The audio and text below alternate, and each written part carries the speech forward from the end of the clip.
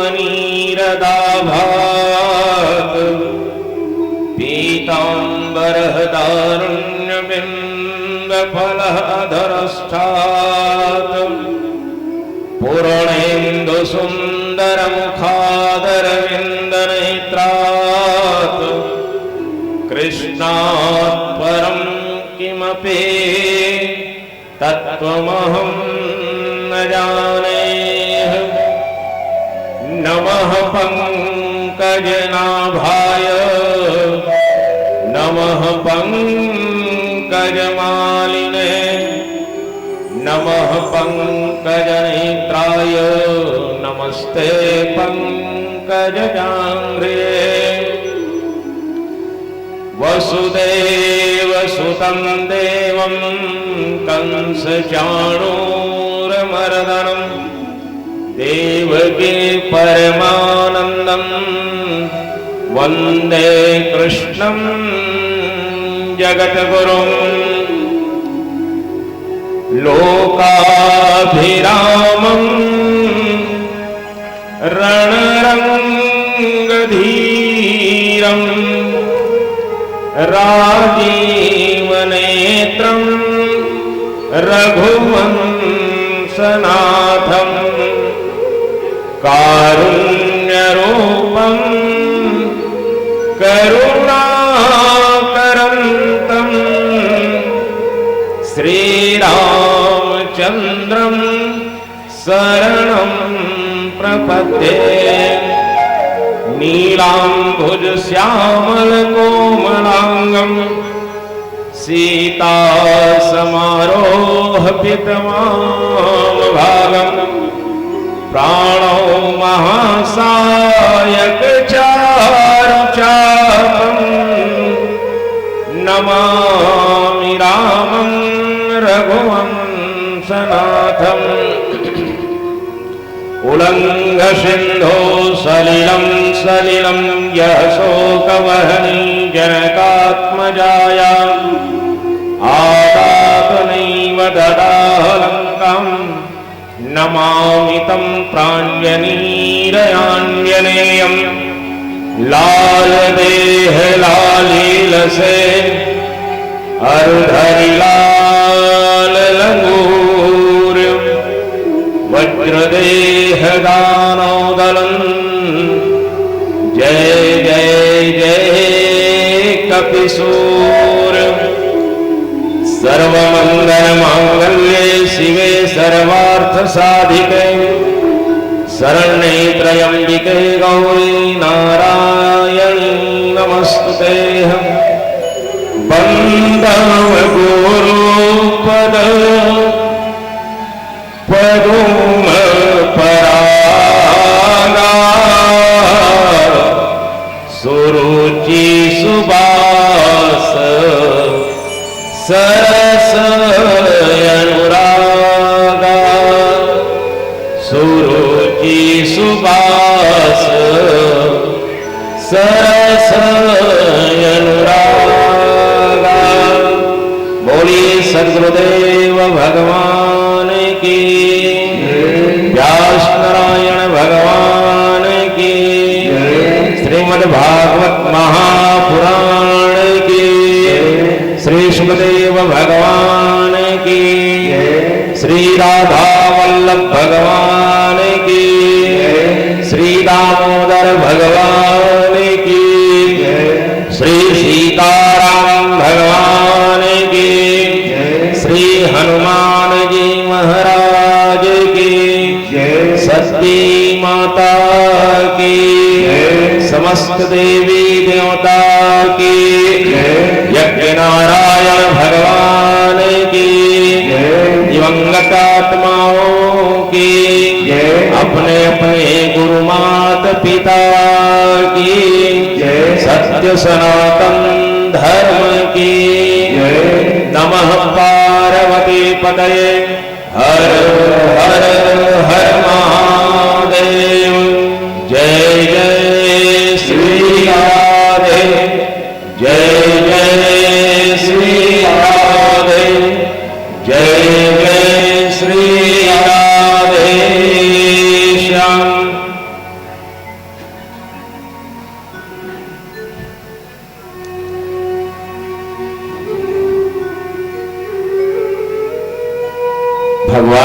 कृष्ण के वांग्मय स्वरूप श्रीमद् भागवत महापुराण की सप्तदिवसीय ज्ञान यज्ञ में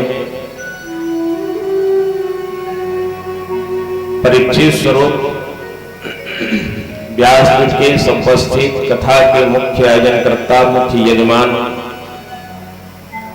आदरणीय समीर पांडे जी, श्रीमती उषा पांडे जी, श्रीमती पद्मा पांडे, श्रीमती संध्या कुष्माकर शुक्ला जी, श्रीमती सपना राजशेखर दीवान जी, श्रीमती सारिका आनंद शर्मा जी, श्रीमती निहारिका आशुतोष मिश्रा जी, श्री शशांक रंजना पांडे जी, श्री सौरभ सपना पांडे, यश इति वंश हर्ष प्रिंसो लाडो आसी आदि विभू और श्रीहंत देवलोकवासी आदरणीय मोहितलाल पांडे जी की पुण्य स्मृति वार्षिक श्राद्ध मोक्ष कामना के निमित्त, साथ ही साथ दादा श्री मनाराम पांडे जी, दादी श्रीमती द्रौपदी पांडे, माता श्रीमती सुधा पांडे जी, चाचा डॉक्टर रामविशाल पांडे जी और भाई संजय पांडे जी की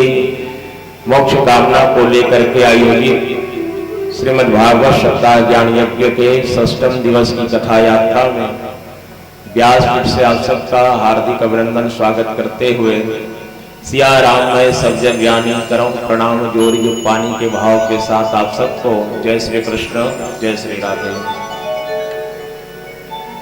7 दिनों तक चलने वाली यह ज्ञान गंगा, जिसमें ज्ञान भक्ति वैराग्य की पवित्र धारा प्रवाहित हो रही है, जिसमें हम और आप सब यथाशक्ति स्नान कर रहे हैं। 5 दिन बीत गया इस ज्ञान गंगा में अवगाहन करते हुए, समय का पता नहीं चलता। आज 6वें दिन है, एक दिन का समय और शेष इस ज्ञान गंगा में स्नान करने के लिए। कल कथा का विराम हो जाएगा और कल की कथा को मोक्ष दिवस कहा गया है। अंतिम कथा जो होती है भागवत की, उसको मोक्ष दिवस कहा गया है, और उसके बाद जो गीता होता है उसको तारणा दिवस कहते हैं। व्यक्ति जब मोक्ष प्राप्त कर लेता है तो अंतिम में फिर करने के लिए उनको श्रीमद् भगवत गीता का ज्ञान दिया जाता है। आज 6वें दिन की कथा फिर से प्रारंभ होने जा रही है। एक बार फिर से प्रयास देवताओं के द्वारा महाराज परीक्षित को अमृत पान कराने का किया गया, लेकिन महाराज परीक्षित ने साफ इनकार कर दिया कि देवलोक से आए हुए अमृत को यदि पान करूंगा तो अहंकार के वशीभूत बहुत सारे अपराध मेरे हाथों से होगा, और मैं नहीं चाहता कि और किसी संत का निरादर मेरे हाथों से हो। और केवल कथामृत को पीने की लालसा लेकर के भगवान सुखदेव जी के श्री चरणों पर बिना अन्न जल ग्रहण किए महाराज परीक्षित कथा को श्रवण कर रहे हैं। परिवार के द्वारा अपमानित होने के बाद संत की शरणागति में गया हुआ विदुर जी भगवान मैत्रेय जी से इसी मृत्यु के भय को दूर करने वाली कथा को श्रवण कर रहे हैं। और नैमिषारण्य पर समस्त सौनकादि ऋषिगण सूत जी के श्रीमुख से कथा का रसपान कर रहे हैं, और यही कथा हम और आप सब बैठ करके श्रवण कर रहे हैं। कल 5वें दिन भगवान के समस्त बाल लीलाओं का वर्णन मति अनुसार व्यासपीठ से आप सबके बीच में रखा गया, और अंतिम में भगवान परिणय बंधन में बंधे हैं। गृहस्थ आश्रम में भगवान प्रवेश किए। किसी ने कहा कि भगवान को विवाह करने की आवश्यकता क्यों पड़ गई?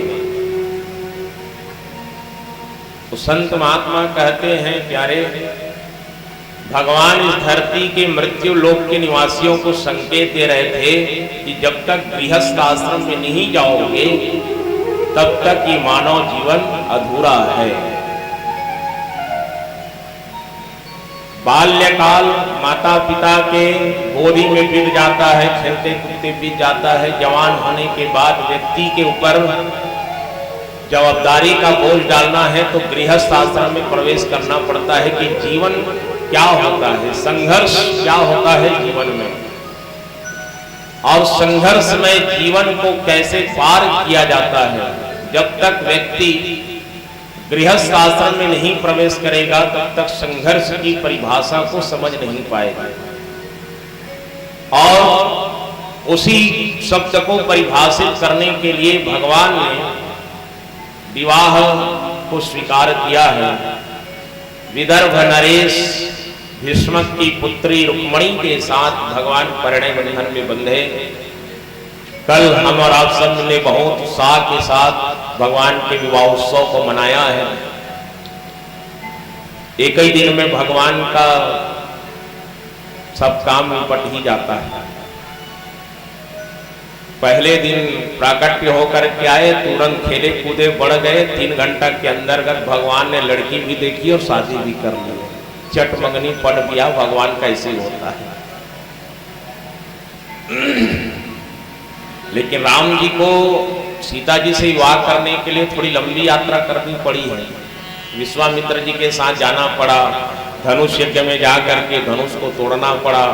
कृष्ण जी को इतनी मेहनत करने की जरूरत नहीं पड़ी। एक पत्र पहुंचा, तुरंत रथ लेके पहुंचे, रुक्मणी जी को उठाए और चले। ये है भगवान। और आजकल के लोग कहते हैं कि वो भगवान कृष्ण कर सकता है तो हम क्यों नहीं कर सकते। अरे कृष्ण ने जो किया है उसको मत करो। कृष्ण ने जो जो किया उसको करोगे तो फंस जाओगे। राम ने जो किया है उसको करो और कृष्ण ने जो कहा है उसको करना चाहिए। कृष्ण ने गीता में जो बातें लिखी है उसको करिए और राम ने अपने जीवन में जो किया है उसको करिए। भगवान सुखदेव जी राजा परीक्षित से कहने लगे, कहा राजन एक बात मैं आपसे कहना चाहता हूं। जो व्यक्ति जल्दी जब बढ़ता है उसके जीवन में प्रगति जब जल्दी आ जाती है तो उस व्यक्ति के जीवन में उतने ही ज्यादा शत्रु पैदा हो जाते हैं। आप विचार करिए, आपके पास पहले कोई संपत्ति नहीं थी, मान लो निर्धन जीवन आप जी रहे थे, संपत्ति की बहुत कमी थी, संघर्ष में जीवन था।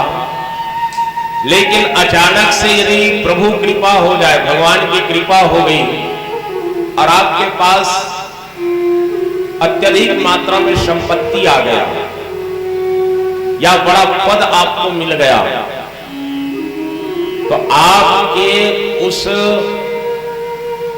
बड़पन को, बढ़ने का जो है प्रगति को कोई दूसरा आदमी देखता नहीं है। शत्रु पैदा हो जाते हैं कि व्यक्ति इतना जल्दी कैसे प्रगति कर लिया। मेहनत करेगा तो प्रगति तो होगी ही जीवन में, और जब तक मेहनत नहीं करोगे तो प्रगति कैसे आएगी। उसी प्रकार से जैसे भगवान ने द्वारिका का धाम बसाया, गृहस्थ जीवन में पहुंचे, परिवार के बीच में रहा और भगवान का यशोगान चारों दिशाओं में होना प्रारंभ हो गया, तो भगवान के उतने ही ज्यादा शत्रु भी पैदा हो गए। उनमें से भगवान ने कहा, सुखदेव जी कहते हैं राजन, जो जितना ज्यादा ऊंचा उड़ेगा उसके शत्रु भी उतने ही ज्यादा होंगे।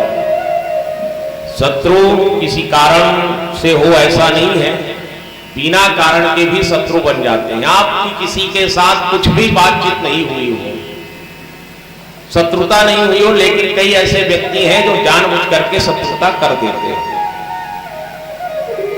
उसी प्रकार से भगवान सुखदेव जी ने कहा, जब जीवन में दुख आए और सुख आए तो उस समय क्या करना चाहिए। दुख में तड़पो मती, जब जीवन में दुख आ जाए तो ज्यादा तड़पना नहीं चाहिए कि मेरे जीवन में दुख ही दुख है। दुख में तड़पो मती, सुख में फूलो मती, प्राण जाए मगर नाम भूलो मती। जब शरीर में, परिवार में दुख आ जाए तो ज्यादा तड़पने की आवश्यकता नहीं है, जब सुख आ जाए तो ज्यादा फूलने की आवश्यकता नहीं है। और कहा प्राण जाए तो जाए मगर भगवान के नाम को भूलना नहीं चाहिए। दुख में तड़पो मती, सुख में फूलो मती, प्राण जाए मगर नाम को भूलो मती। मुरली वाले को मन में रिझाते चलो, मुरली वाले को मन से रिझाते चलो।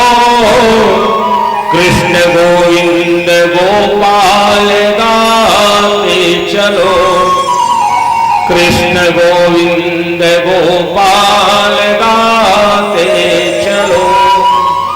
प्राण जाए तो जाए प्यारे, लेकिन भगवान का नाम कभी मन से मिटना नहीं चाहिए। भगवान को, ठाकुर जी को मन से रिझाते रहें और कृष्ण गोविंद गोपाल गाते रहें। भगवान सुखदेव जी कहने लगे, कहा राजन, प्रत्येक परिस्थिति में चाहे जैसी भी स्थिति हमारे सामने आकर के खड़े हो जाए, हमको एक रस रहने की आदत डालें और यही विश्वास रखना चाहिए कि गोविंद हमारे साथ खड़े हुए हैं। केवल विश्वास रखिए गोविंद पर, और इसी प्रकार से यदि करोगे तो जीवन में कभी मुसीबतें आने वाली नहीं है। भगवान सुखदेव जी राजा परीक्षित को बताए, मैत्रेय जी विदुर जी को कहने लगे, भगवान कृष्ण का जब विवाह हुआ तो कुछ समय के बाद रुक्मिणी जी के गर्भ से एक पुत्र की उत्पत्ति हुई है, जिसका नाम है प्रद्युम्न। अब प्रद्युम्न का अर्थ क्या होता है? प्रकृष्ट द्युम्न प्रकाशः यस्य सह प्रद्युम्न। ये प्रद्युम्न शब्द का अर्थ है जिसके जीवन में सुंदर कर्म का प्रकाश हो, उसी को प्रद्युम्न कहा गया है। हाँ, जीवन में सुंदर कर्म का प्रकाश जिसके जीवन में आ जाए उसी को प्रद्युम्न कहा गया है।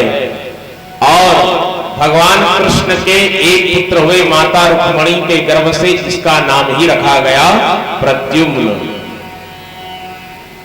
कर्म से जिसके जीवन में प्रकाश है, बाल्यकाल से जिसके चेहरे पर सुंदरता है, प्रकाश बिखरता है, और भगवान कृष्ण के यहाँ जो पुत्र रूप में जन्म लेकर के आया है उसका तो जीवन ही प्रकाशित हो जाता है।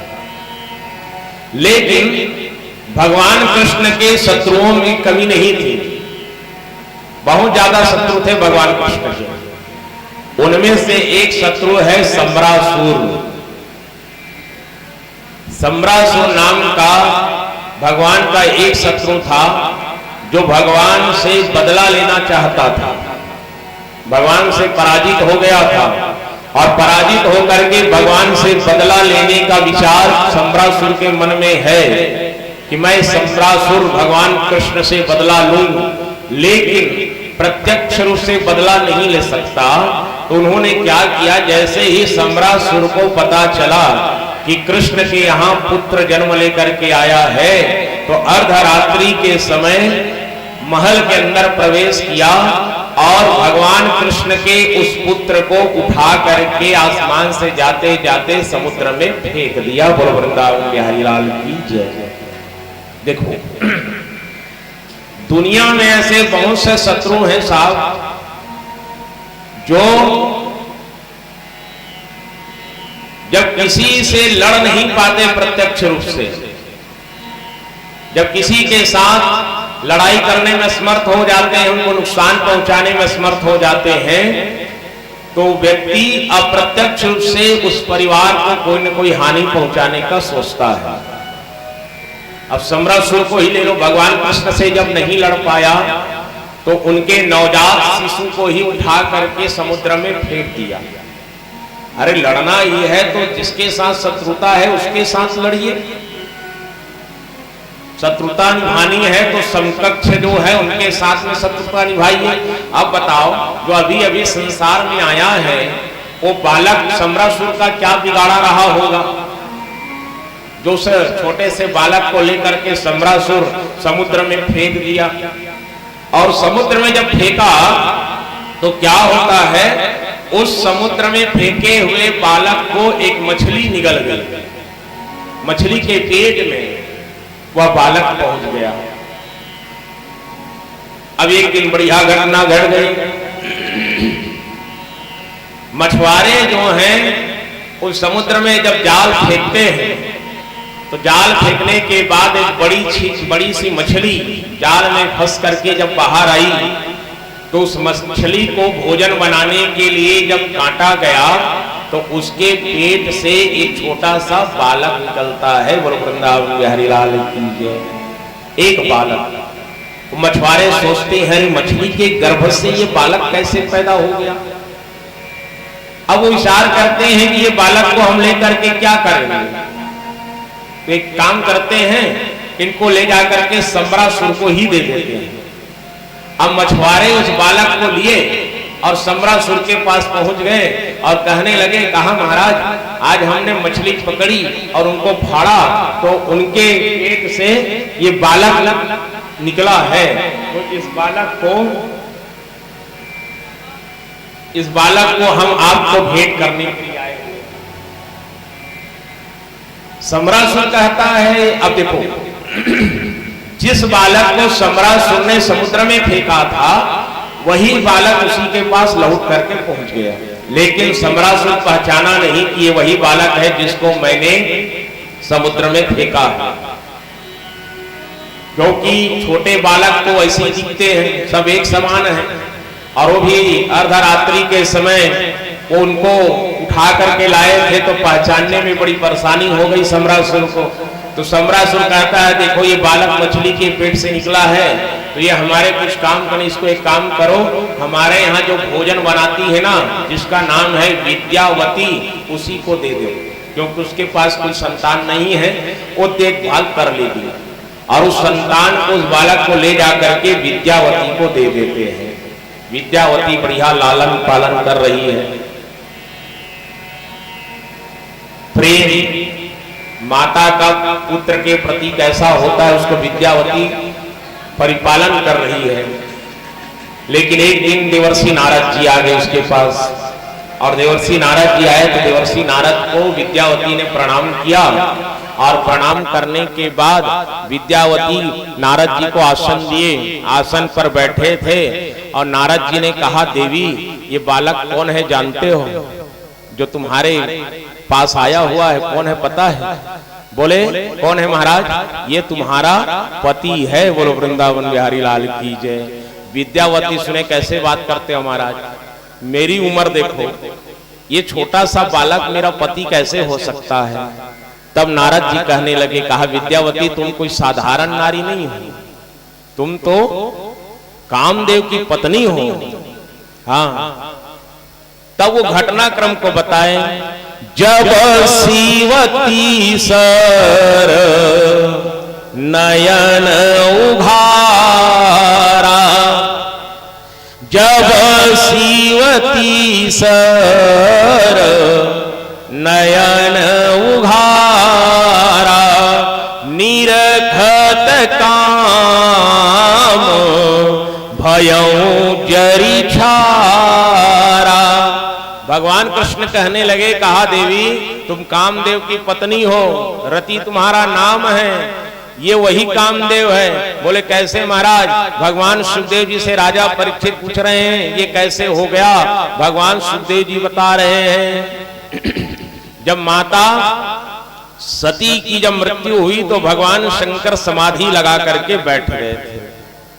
सती का तो पुनर्जन्म हो गया पार्वती के रूप में, लेकिन भगवान शंकर जब तक समाधि से नहीं जागते भगवान का विवाह नहीं होता, और भगवान का विवाह नहीं होता तो पुत्र की उत्पत्ति नहीं होती, तो दैत्य का संहार कैसे होता। इसलिए विवाह करना है भगवान का। तो समाधि से जगाने के लिए देवता लोग यही कामदेव के पास गए थे और कामदेव को कहने लगे, कहा कामदेव तुम्हें समाज हित के लिए भगवान शंकर को समाधि से उठाना पड़ेगा, क्योंकि तुम्हारे तर्कस में ऐसे ऐसे बाण हैं जो बड़े से बड़े तपस्वी को भी तप से हटा सकते हैं। रति कहती है यदि भगवान शंकर जाग गए तो मेरे पति बचने वाले नहीं हैं, इसलिए मेरे पति नहीं जाएंगे। ओहो।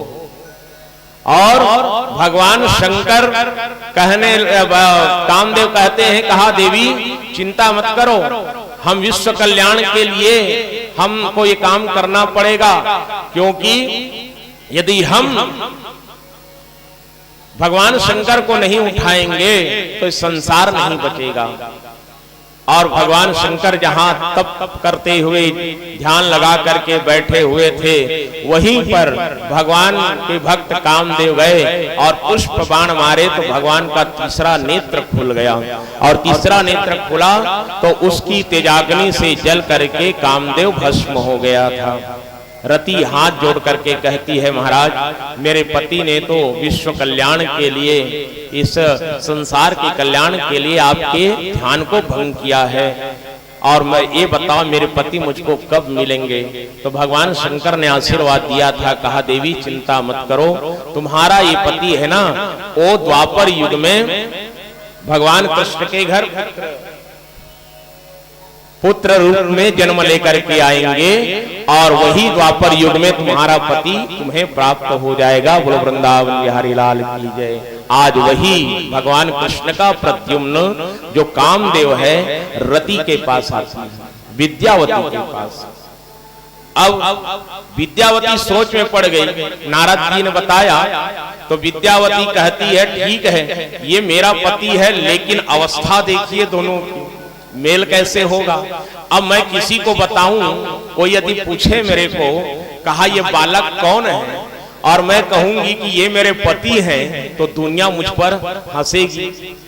पत्नी इतनी बड़ी और पति छोटा सा, चलो ठीक है उम्र ज्यादा रहता, हाइट कम रहती तो समझ आता है, लेकिन अभी अभी उत्पन्न होकर के आया है, ज्यादा से ज्यादा हफ्ता 10 दिन हुआ है, और हफ्ता 10 दिन जन्म लेकर के आए बालक को यदि मैं अपना पति बताऊंगी तो संसार में मेरा मजाक बन जाएगा महाराज, तो मैं क्या करूं बताओ। तो देवर्षि नारद कहने लगे, कहा देवी आप भूल गए, आपको एक विद्या भी आती है, रसायन विद्या, और रसायन विद्या के द्वारा आप अपनी इस छोटे से बालक जो आपका पति है उसको जवान कर सकती हो। वो रसायन विद्या आपके पास है जो आप इस जन्म में उसको भूल गई हो।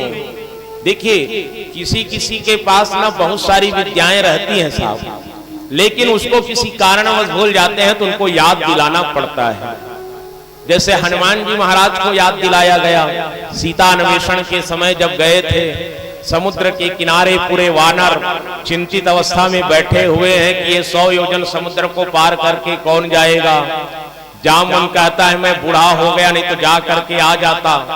अंगद कहता है जा तो सकता हूं, वापस आने की गारंटी नहीं है।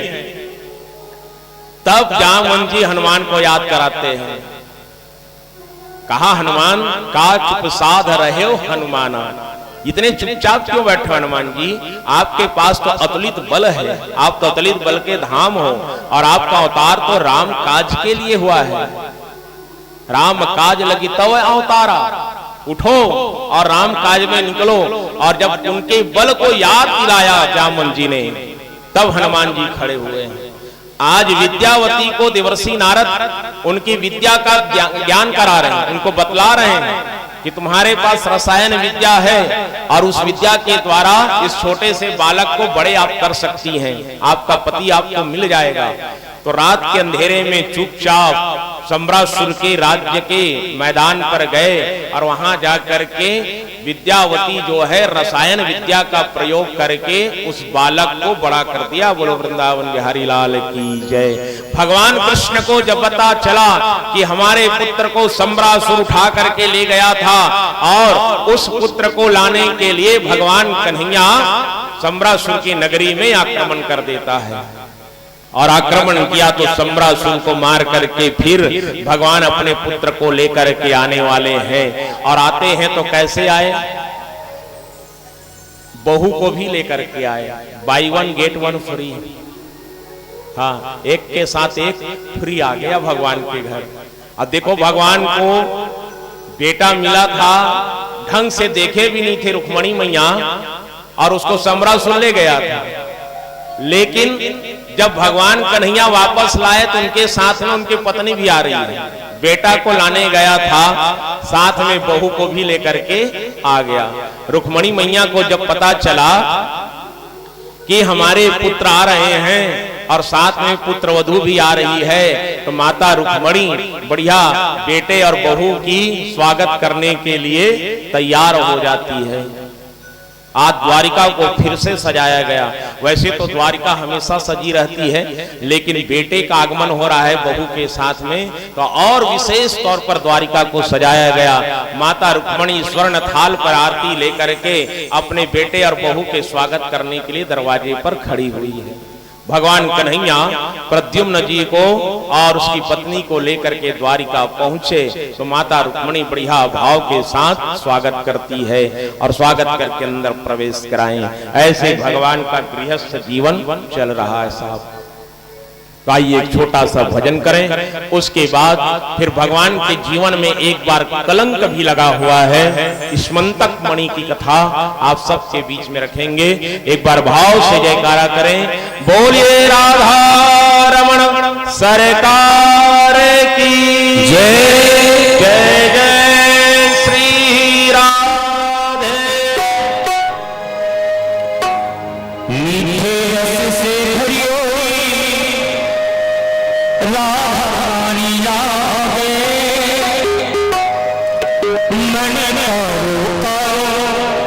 यमुना जी हो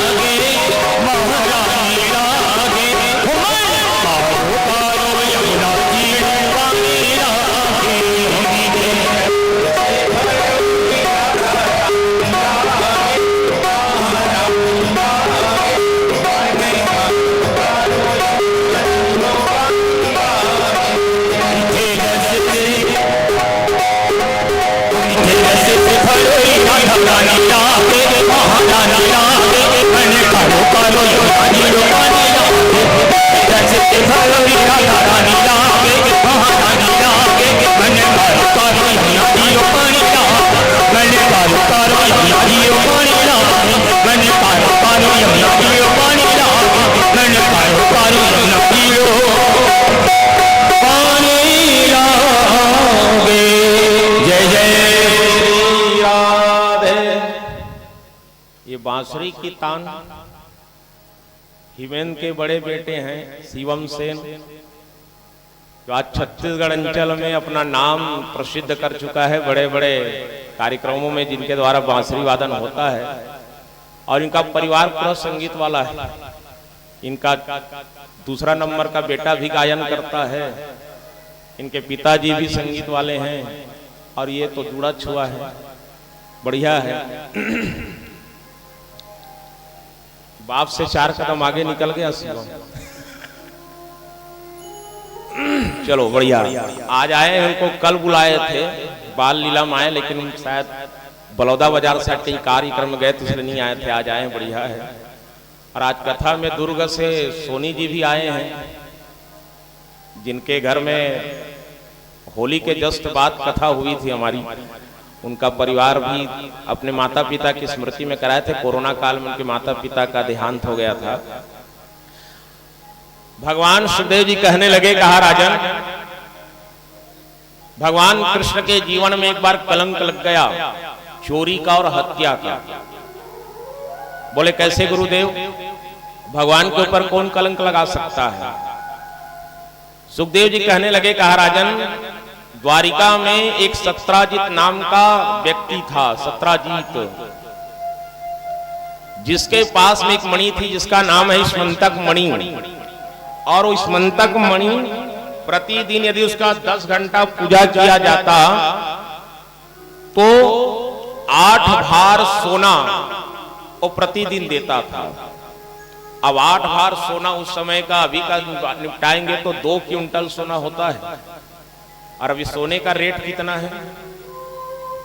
72 है नहीं। अब उस समय यदि उस समय का स्मंतक मणि आज के समय में किसी आदमी के पास हो जाए तब बताओ, बहुत सोना सोना। और सोना जिसके जीवन में आ गया तो मत पूछो। कनक कनक तय 100 गुनी मादकता अधिकाय, या खाए बौराए जग या पाए बौराए, है ना। एक सोना हथुरा खाओगे तो पागल, और किसी को ज्यादा सोना मिल गया तो पूरा पागल। हाँ, जिंदगी में जो कभी सोना नहीं देखा, छोटा मोटा देखा है, और रास्ते में चलते चलते ज्यादा नहीं 2-3 तोला सोना मिल जाए ना तो उसका दिमाग घूम जाएगा, पागल हो जाएगा उसको देख कर। ये सोना और नारी मन के जीवन में सोने का बड़ा महत्व है साहब। हाँ, वो एकदम स्टाइल से दिखाते हैं अपने स्वर्ण आभूषण को। हाँ, नया नया कहीं सोना लिए, हार ना रानी हार लिए तो एकदम उसको और ऊपर में बांध है नहीं। कान में नया कर्ण फूल आ गया तो आंचल जब ढांकते हैं तो कान वैसा ढका रहना हो, ऐसे रहता है ऐसे आंचल में। तो अब दूसरे दिखेगा कैसे? तो बगल में बैठने वाले के बीच में जाकर के आंचल को ऐसे कर देंगे। ये दिखना चाहिए, और नहीं देखेंगे ना तो उसके तरफ मुंह करके बात करेंगे तो कान को ऐसे करते, मुंह को नहीं करते, ताकि उसकी आंखें यहाँ पर जाए और वो पूछे कि कितने में लिए हो, क्योंकि अभी 72,000 तोला हो गया। हाँ, माताओं की महिमा बड़ी अपरंपार है, इनकी महिमा का पार भगवान नहीं पा सका भैया, तो कलयुग के प्राणी कहाँ पाएंगे। रोज 8 भार सोना स्मंतक मणि से निकलता था। भगवान सूर्य नारायण की आराधना करने के बाद सत्राजीत को वो स्मंतक मणि भगवान सूर्य नारायण ने दिया था और कहा था कि सत्राजीत रोज यदि 10 घंटे बैठ करके इसके सामने ध्यान करोगे तो 8 भार सोना देगा। और रोज वैसे ही करता था, इतना स्वर्ण आभूषण। और उसी के कारण सत्राजीत को अभिमान हो गया कि मेरे पास स्मंतक मणि है, मैं तो रोज 8 भार सोना उत्पन्न कर सकता हूं। अहंकार हो गया सत्राजीत को। एक दिन सत्राजीत उस स्मंतक मणि को पहन करके कहां गया? भगवान कृष्ण की सभा में। और सभा में भगवान कन्हैया बैठे हुए हैं, बलराम जी है, सब बैठे हैं, अक्रूर इत्यादि सब बैठे हुए हैं।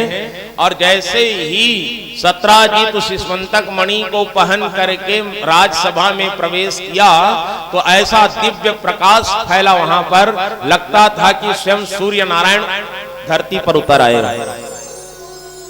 गया तो बढ़िया आसन पर सत्राजित को बैठाया गया। सत्राजित से पूछे गए, कहा भैया ये प्रकाश कैसे, तुम्हारे गले में क्या चमक रहा है? सत्राजित कहता है, भैया ये स्मंतक मणि है, इससे मैं 8 भार सोना रोज उत्पन्न करता हूं। तो वहां जितने लोग बैठे हुए थे भगवान कृष्ण के साथ साथ सब कहने लगे, कहा सत्राजित एक काम करो। बोले क्या? अभी तक तुमने जितना स्वर्ण इकट्ठा कर लिया सो कर लिया, लेकिन अब ये स्मंतक मणि को भगवान कृष्ण को दे दो। क्यों? क्योंकि ये द्वारिका के राजकोष में रहेगा, तो इससे स्वर्ण इकट्ठा होगा, और स्वर्ण इकट्ठा होगा तो फिर द्वारिका का राजकोष भर जाएगा और ये जनता की सेवा में इसको लगाया जाएगा। किसी ने कुछ गलत तो नहीं कहा, भगवान कृष्ण ने भी गलत नहीं कहा। वो तो ये नहीं कहा ना कि इसको मेरे को दे दो, इसको इसकी मेरी को आवश्यकता है। वो तो अपने राज्य के कल्याण के लिए भगवान ने स्मंतक मणि को मांगा था साहब, कि हमारे राजकोष में रहेगा तो स्वर्ण आभूषण आता रहेगा, तो उससे हम अपने द्वारिका का विकास करेंगे, लोगों को आवश्यकता पड़ेगी तो दान में देते रहेंगे। लेकिन सत्राजित कहता है अहंकार नहीं, इसको मैंने भगवान सूर्य को प्रसन्न करके प्राप्त किया है, इसको मैं किसी को दे नहीं सकता। और वहां से तुरंत सभा से उठ करके अपने घर चले गए। दूसरे दिन उसका भाई प्रसेन वो कहता है सवेरे, भैया आज मैं स्मंतक मणि को पहन लूं? तो भाई को तो मना नहीं कर सका, कहा हाँ हाँ पहन ले, तू मेरा छोटा भाई है। सत्राजित ने प्रसेन को स्मंतक मणि दे दिया, और उस स्मंतक मणि को पहन करके प्रसेन जो है कहां चला गया? घोड़े में सवार होकर के जंगल की ओर जाता है। और जंगल की ओर जब गया तो वहां पर ऐसी घटनाएं घट गई कि एक सिंह ने प्रसेन को मार करके स्मंतक मणि को लेकर के ही भाग गया। बोलो भक्तवत्सल भगवान की जय। आगे गया तो एक रिक्शा आया, भालू आया, उसने सिंह को मार करके स्मंतक मणि को लेकर के चला गया। सुबह से गया हुआ प्रसेन जब दोपहर तक घर नहीं आया, संध्या का समय हो गया घर नहीं आया, रात्रि का समय हो गया घर नहीं आया, तो सत्राजित के मन में एक भावना जागृत हो गई कि हो न हो ये कृष्ण की नजरें मेरे स्मंतक मणि पर थी, तो इसने मेरे भाई को मार करके स्मंतक मणि को चुरा लिया है। भगवान के ऊपर चोरी और हत्या का कलंक लग गया। बात फैलते फैलते पूरी द्वारिका में फैल गई। रातों रात सब कहने लग गए कि कृष्ण ने प्रसेन को मार करके स्मंतक मणि को अपने पास रख लिया है। ले बता, जिसकी पूजा करते थे, जिसके राज्य में रहते हैं लोग, आज किसी दूसरे की बात पर विश्वास कर लिया। और ये आज भी हमारे और आप सबके समाज में होता है साहब। आप लाख भला कर लो किसी का, लेकिन एक व्यक्ति यदि आपके बारे में कोई गलत शब्द कह देता है तो उस गलत शब्द को विश्वास जल्दी करते हैं और उसी बात को लेकर के आपके ऊपर कलंक लगा देते हैं। आज उपकार करने वालों की इज्जत दुनिया में नहीं होती। बात फैलते फैलते फैलते कहां गया? सीधा द्वारिका के महल पर भगवान कृष्ण के पास। बलराम जी सुने तो बलराम जी का क्रोध भड़क गया। कहा वो सत्राजित की इतनी हिम्मत जो मेरे भाई के ऊपर कलंक लगा रहा है, मैं सत्राजित को मार डालूंगा। भगवान कन्हैया कहे, दाऊ जी यदि सत्राजित को मारोगे ना तो और हमारे ऊपर बात ज्यादा बढ़ जाएगी, इसलिए आप चिंता मत करो। कलंक मेरे ऊपर लगा है तो मैं जाता हूँ प्रसेन को ढूंढने के लिए। प्रसेन को ढूंढ करके मैं स्मंतक मणि को लेकर के आऊंगा। तो कुछ सैनिकों को लेकर के भगवान कन्हैया जंगल पर चले गए साहब। रात्रि के समय रास्ते पर चलते चलते चलते देखते हैं क्या?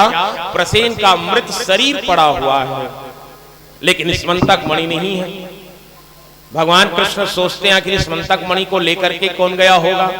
तो जमीन पर क्या दिखा? वो सिंह के पंजे के निशान दिख गया। तो भगवान को लगा कि हो सकता है ये सिंह इसको मार करके स्मंतक मणि को लेकर के आगे बढ़ गया हो। तो सिंह के पंजे को देखते देखते भगवान आगे बढ़े। तो आगे चल करके देखते हैं तो रास्ते पर सिंह मरा पड़ा हुआ है। वहां पर भालू के पंजे के निशान देखा और उस पंजे को देखते देखते फिर भगवान आगे बढ़ गए। आगे बढ़े तो एक गुफा के पास जाकर के वो पंजे का निशान, भालू के पंजे का निशान खत्म हो गया। भगवान कन्हैया समझ गए कि ये रीछ जो है वो इस मंतक मणि को लेकर के इसी गुफा में आया हुआ है। भगवान अपने सैनिकों से कहने लगे, कहा देखो जी, मैं ना ये अंदर प्रवेश कर रहा हूं गुफा के अंदर, और तुम लोग बाहर रुक करके मेरी प्रतीक्षा करना, कुछ देर रुक जाना, और कुछ देर रुकना। यदि मैं वापस नहीं आऊंगा ना तो समझ लेना कि हो सकता है इस गुफा में कोई भयानक दैत्य रहता है जिसने हमारे भगवान कृष्ण को मार डाला है। बाली और सुग्रीव वाली कथा फिर आ गई। भगवान ऐसा कह के अंदर प्रवेश किए, सैनिक बाहर में खड़े हुए हैं। अंदर गए तो क्या देखते, इस मंतक मणि का प्रकाश फैल रहा है। एक युवती जो है उस मंतक मणि को अपने हाथों से उछाल उछाल करके खेल रही है। भगवान कन्हैया उसके पास गए, कहा देवी ये मणि हमें दे दो, हम इसको लेने के लिए आए हैं। जैसे ही वो युवती जो है भगवान को देखे, एक युवक आया हुआ है इस मंतक मणि को मांग रहा है, वो घबरा करके कहां चला गया, अपने पिताजी के पास चला गया और पिताजी के पास जाकर के कहता है, पिताजी गुफा के अंदर ना एक मानव प्रवेश कर गया है और वो इस मंतक मणि को मांग रहा है, मैं नहीं दूंगी। और ऐसा सुना तो भगवान उसके पास ही चले गए जहां पर वो रीछ बैठा हुआ है, भालू बैठा हुआ है। वो रीछ कहता है, कौन हो युवक, यहाँ कैसे आए? भगवान कहने लगे, कहा भैया देखो हमारा नाम कृष्ण है, हम द्वारिका के राजा हैं, और ये इस मंतक मणि के कारण हमारे ऊपर कलंक लगा है, हत्या का, चोरी का। इस मंतक मणि को हम ले जाने के लिए आए, हमको दे दो। और रीछ कहता है, यदि इस मंतक मणि चाहिए युवक तो हमारे साथ तुमको युद्ध करना पड़ेगा, युद्ध कर लीजिए, यदि आप जीत जाएंगे तो इस मंतक मणि हम आपको दे देंगे। भगवान कहने लगे, कहा क्यों युद्ध करवाते हो, आप वृद्ध हो चुके हैं, बूढ़े हो गए हैं, और आपके साथ युद्ध मैं कैसे कर सकता हूं।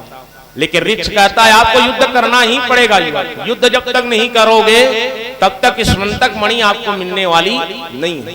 भगवान कन्हैया कहे, चलो ठीक है, तुम्हारी यही इच्छा है तो युद्ध कर लेते हैं। और भगवान के साथ उस रीछ का युद्ध प्रारंभ हुआ। एक दिन बीता, 2 दिन बीता, 3 दिन बीता, समय बीतते जा रहा है, इतना विकराल युद्ध हो रहा है। भगवान को वो बूढ़ा रीछ जो है उठा करके पटकता था, इतनी ताकत, और भगवान भी उसको पटकते थे। समय बीते बीते बीते बीते 15 दिन हो गया, और 15 दिन हो गया तो द्वारपाल सेवक जो खड़े हुए हैं घबरा गए, आज 15 दिन बीत गया, भगवान नहीं आ रहे हैं, हो सकता है एक गुफा के अंदर कोई राक्षस होगा जो हमारे कृष्ण को मार डाला। ऐसा कह के घबरा करके वो कहाँ चले गए, द्वारिका में, और द्वारिका में जा करके बलराम जी के पास कह रहे हैं, कहा बलराम जी हमारा कृष्ण अब हमारे साथ नहीं रहा, वो तो गुफा में प्रवेश किया था, हमको बोले थे, हम 15 दिन इंतजार किए, वापस नहीं आए, ऐसा लगता है कि किसी दैत्य के द्वारा कृष्ण की मृत्यु हो गई है। बलराम जी कहे, ऐसा हो ही नहीं सकता कि कोई मेरे कन्हैया को मार सके। पूरी बात फैल गई साहब। बात फैलते फैलते माता रुक्मणी के कानों पर पहुंची। माता रुक्मणी सुनती है तो विश्वास नहीं हुआ माता को। माता रुक्मणी कहती है कि जिस गौरी के आशीर्वाद से मैंने कृष्ण को प्राप्त किया था, माता गौरी ने मुझे अखंड सौभाग्यवती होने का वरदान दिया है, और मेरा सुहाग मुझसे छीना नहीं जा सकता। पूजा की थाल लेकर के माता रुक्मणी माता गौरी के मंदिर पर पहुंच जाती है, और माता गौरी से हाथ जोड़ करके प्रार्थना कर रही है, माँ लोग कहते हैं कि मेरा सुहाग मेरे साथ नहीं है, लेकिन मुझे तुम्हारे आशीर्वाद पर विश्वास है।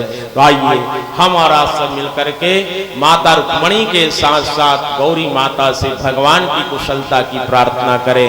बोलिए गौरी मैया की जय। करती तुम्हारा स्वीकार करो मझधार में मैं की बेड़ा पार करो माँ, बेड़ा पार करो माँ।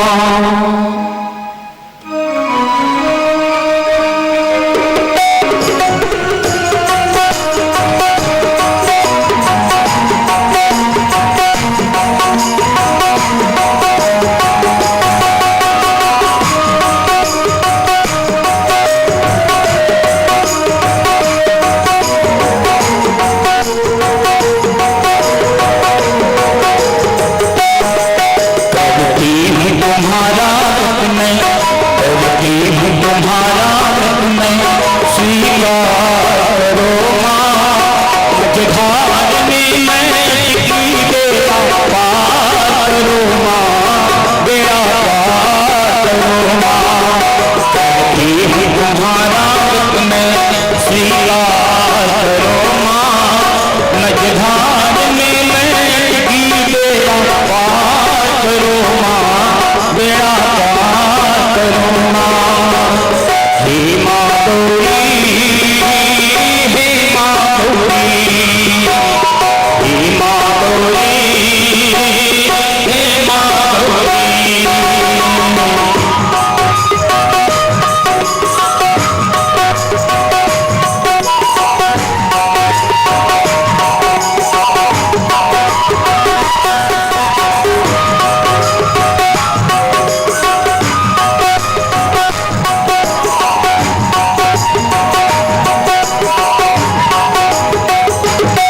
बैठी हूँ बड़ी आशा से तुम्हारे दरबार में, क्यों रोए तुम्हारी बेटी निर्दयी संसार में। बैठी हूँ बड़ी आशा से तुम्हारे दरबार में, क्यों रोए तुम्हारी बेटी निर्दयी संसार में। बलता तो मेरी किस्मत, बलता तो मेरी किस्मत, चमत्कार करो माँ, मझधार में मैं अटकी बेड़ा पार करो माँ, बेड़ा पार करो माँ। हे माँ गौरी, हे माँ गौरी, हे माँ गौरी, हे माँ गौरी।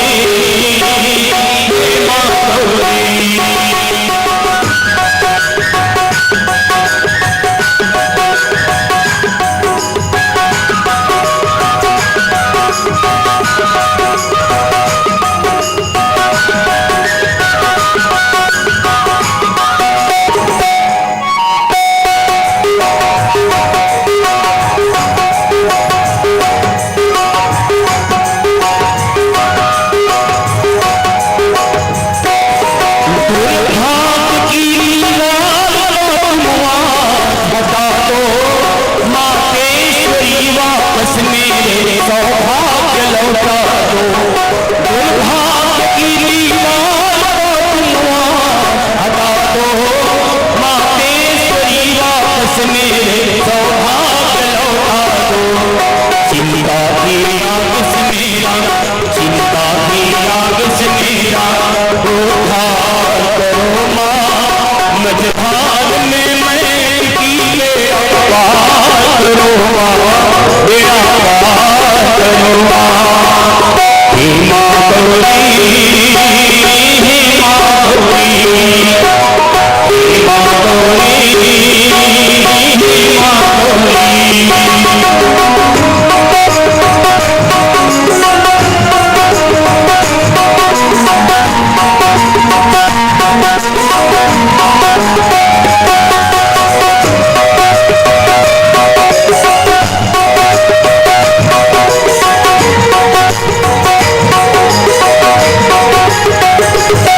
मेरे लिए तो बंद है दुनिया की सब राहें, कल्याण मेरा हो सकता है माँ आप जो चाहे। मेरे लिए तो बंद है दुनिया की सब राहें, कल्याण मेरा हो सकता है माँ आप जो चाहे। बलता तो मेरी किस्मत, बलता तो मेरी किस्मत, चमत्कार करो माँ, मझधार में मैं अटकी बेड़ा पार करो माँ, बेड़ा पार करो माँ। करती हूँ तुम्हारा मैं, करती हूँ तुम्हारा मैं स्वीकार करो माँ, मझधार में मैं अटकी बेड़ा पार करो माँ, बेड़ा पार करो माँ। हे माँ गौरी, हे माँ गौरी, हे माँ गौरी, हे माँ गौरी, हे माँ गौरी, हे माँ गौरी। जय जय श्री राम। भगवान कि पत्नी रुक्मणी मैया माता गौरी के पास जा करके निवेदन कर रही है और इधर भगवान का गुफा के अंदर उस ऋक्ष के साथ युद्ध चल ही रहा है। युद्ध करते करते करते करते 26 दिन बीत गया और 27वें दिन जब युद्ध चला और 27वें दिन के युद्ध में भगवान ने उस ऋक्ष के सीने पर जोरदार जब मुष्टिका का प्रहार किया तो ऋक्ष को ज्ञान हो गया कि ये कोई साधारण मानव नहीं है।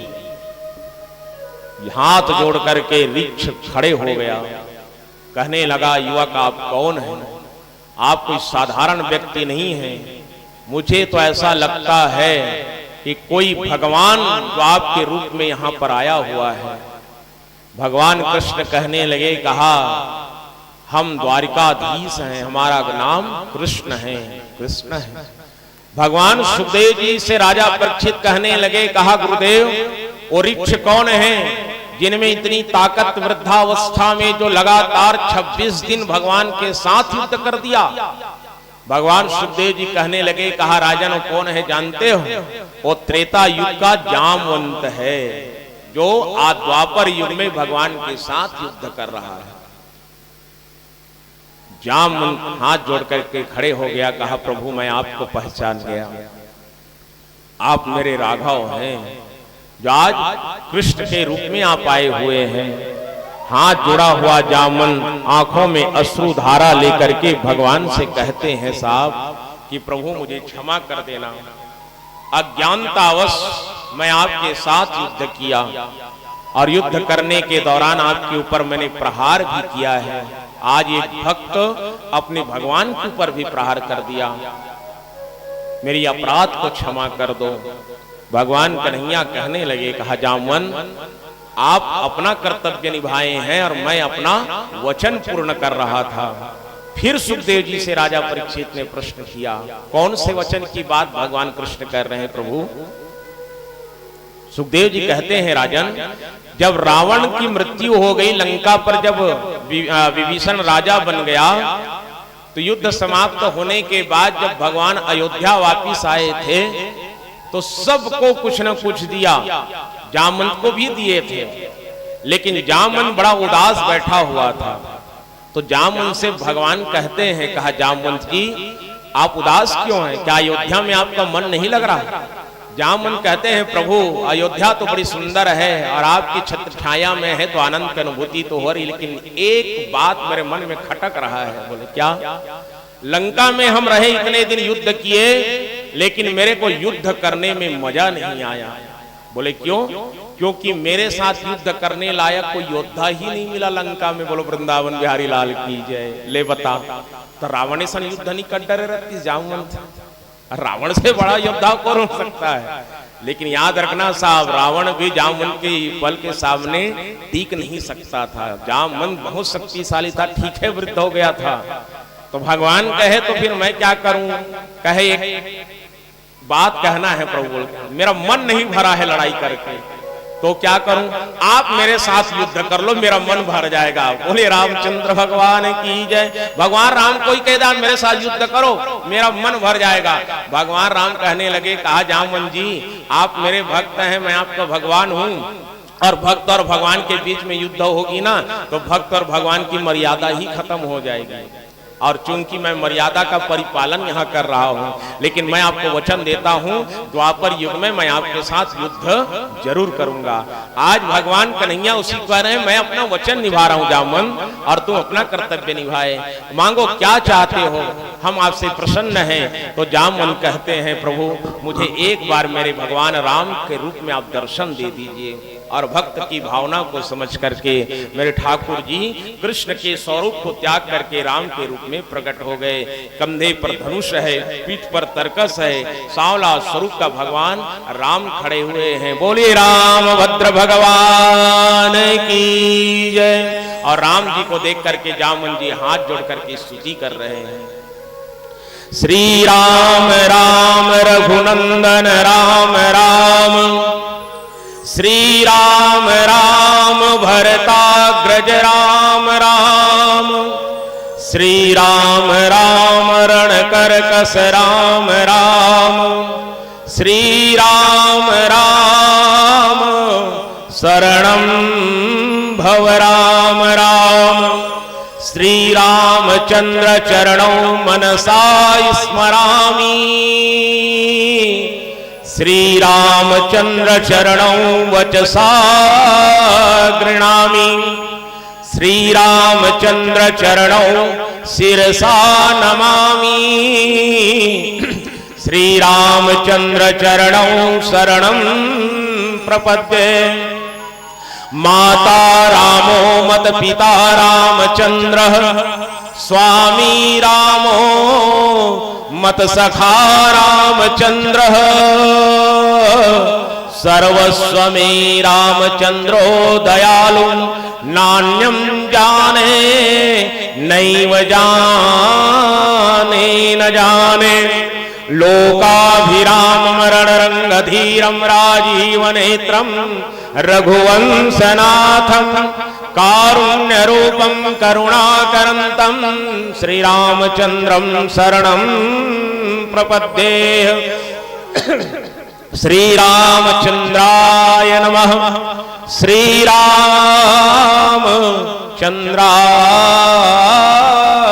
नमः।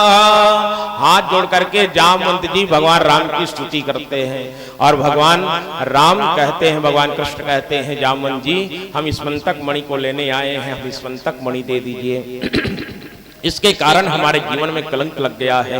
जामवंत जी कहते हैं प्रभु मैं इस मंतक मणि को आपको दूंगा, लेकिन मेरी एक शर्त और है। बोले क्या? ये मेरी बेटी है, कौन? जामवंती, इसके साथ आप विवाह कर लीजिए। अब लो बताओ, भगवान कन्हैया कहे एक तो ऑलरेडी घर में है जामवंत जी, तो इसके साथ कैसे? कहा ना ना ना महाराज, आपको इसके साथ विवाह करना ही पड़ेगा, तब इस मंतक मणि आपको मिलेगी। भगवान कन्हैया कहे चलो ठीक है, और वहीं पर गुफा के अंदर ही भगवान कृष्ण और जामवंती का विवाह हो गया। बोले भक्तवत्सल भगवान की जय। और मंत्रोच्चारण कौन किया? स्वयं जामवंत कर रहे हैं अपनी बेटी का विवाह, और स्वयं पिता मंत्रोच्चारण करके कन्यादान कर दिया। और कन्यादान की इस मंतक मणि और जामवंती को लेकर के भगवान द्वारिका आ रहे हैं। सबको पता चल गया कि भगवान कृष्ण आ रहे हैं, भगवान कृष्ण आ रहे हैं। माता गौरी के मंदिर में अभी भी रुक्मणी जी बैठी हुई हैं। जैसे सुनी कि मेरे कन्हैया आ रहे हैं, दौड़ पड़े महल की ओर, और महल में आकर के पता चलता है कि एक अकेला आया नहीं है, साथ में एक जने और लेकर के आया है। किसको?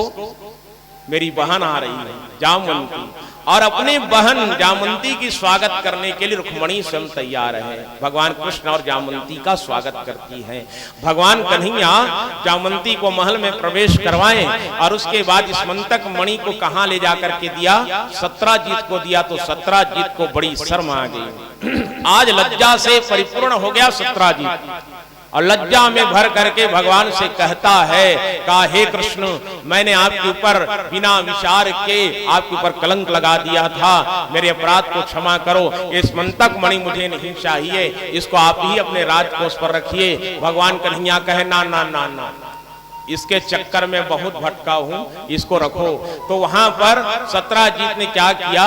महाराज मैं इस मंतक मणि आपको देना चाहता हूं, लेकिन दूंगा कैसे?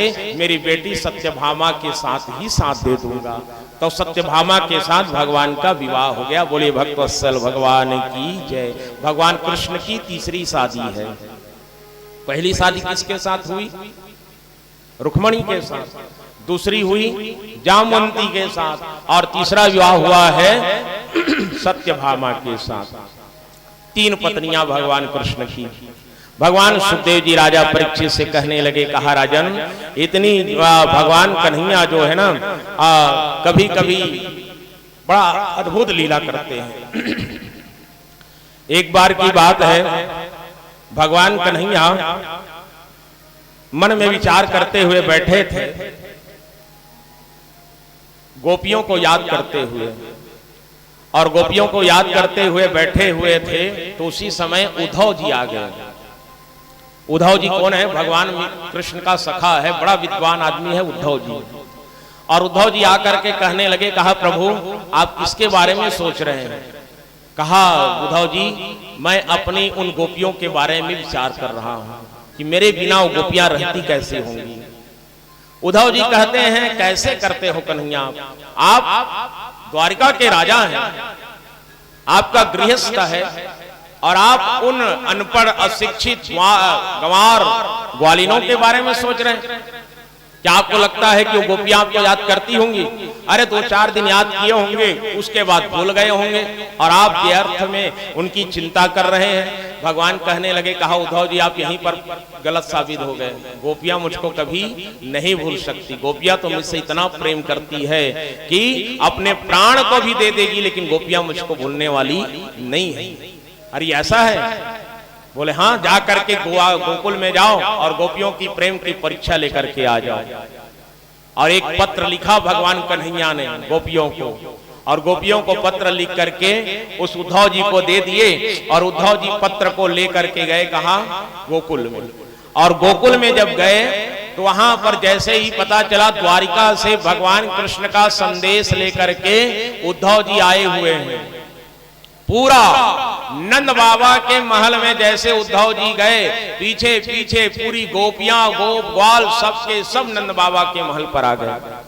आंगन पर सुंदर खाट पर उद्धव जी बैठे हुए हैं नंद बाबा के साथ। और जैसे ही गोपियां आए और नंद बाबा ने कहा उद्धव जी द्वारिका में सब ठीक हैं? बोले हाँ सब ठीक है नंद जी। हमारे कन्हैया कैसे हैं? बोले वो तो मत पूछो, आपके बेटे की तो एक शादी में आप शामिल हुए थे, 2 जने और हो गया है, 3-3 बहुएं हो गई अब। अच्छा अच्छा अच्छा, और बाकी सब ठीक। भगवान कृष्ण ने आप सबके लिए एक पत्र भेजा है। गोपियां कहती उस पत्र में मेरे बारे में क्या लिखा है? ललिता विशाखा इत्यादि जितनी गोपियां हैं वो कहती मेरे बारे में क्या लिखा, मेरे बारे में क्या लिखा। और ऐसे कह के जब छीना झपटी हुआ तो उद्धव जी के हाथ से पत्र को छीन लेते हैं और टुकड़ा टुकड़ा टुकड़ा कर दिए पूरे पत्र को। उद्धव जी कहते हैं देख देख, इन ग्वार ये जो गंवार हैं, अनपढ़ हैं, इनके बारे में भगवान सोच रहे थे, जिनको पत्र पढ़ना भी नहीं आता और पत्र का टुकड़ा टुकड़ा कर दिया और उस पत्र में इधर उधर ढूंढ रहे हैं इसको क्या मिलेगा टुकड़े में, और इसके बारे में भगवान चिंता करते हैं। मैं भगवान को कई बार समझाया इनके बारे में चिंता मत करो, लेकिन गोपियां पत्र के छोटे छोटे टुकड़े में भी अपने कृष्ण का दर्शन कर रही है। उद्धव जी कहते हैं अरे गोपियों, ये छोटे छोटे टुकड़े में क्या मिलेगा? इसमें एक अक्षर नहीं दिखेगा। गोपियां कहती है इसमें अक्षर कौन ढूंढ रहा है महाराज? हमको पढ़ना लिखना आता नहीं है, हम ज्ञान नहीं जानते, अक्षर ज्ञान नहीं आता, हम तो इसमें केवल अपने कृष्ण को ही देख रहे हैं। पत्र के एक एक टुकड़े में गोपियां भगवान कृष्ण का दर्शन करती है। और छीना झपटी में ऐसा हुआ कि उद्धव के सिर का मुकुट गिर गया और ऐसा ज्ञान गोपियों ने दिया है उद्धव जी को। प्रेम की परिभाषा क्या होती है, उस प्रेम को गोपियां कहती है उद्धव जी यदि प्रेम जानना चाहते हो ना तो इस गोकुल के प्रत्येक गली के रज से जाकर के पूछो कि कृष्ण के प्रति प्रेम कैसा है। यहाँ पर जो गायें हैं उन गायों से जाकर के पूछो कि कृष्ण के प्रति प्रेम कैसा है। उन बछड़ों से पूछो कृष्ण के प्रति प्रेम कैसा है। वृंदावन में जाकर के वृंदावन से पूछो, और ज्यादा जानना है तो राधा जी से पूछ लीजिए, तो प्रेम को आप जाएगी कि प्रेम क्या होता है। प्रेम परिचय को पहचान बना देता है, प्रेम वीराने को गुलिस्तां बना देता है।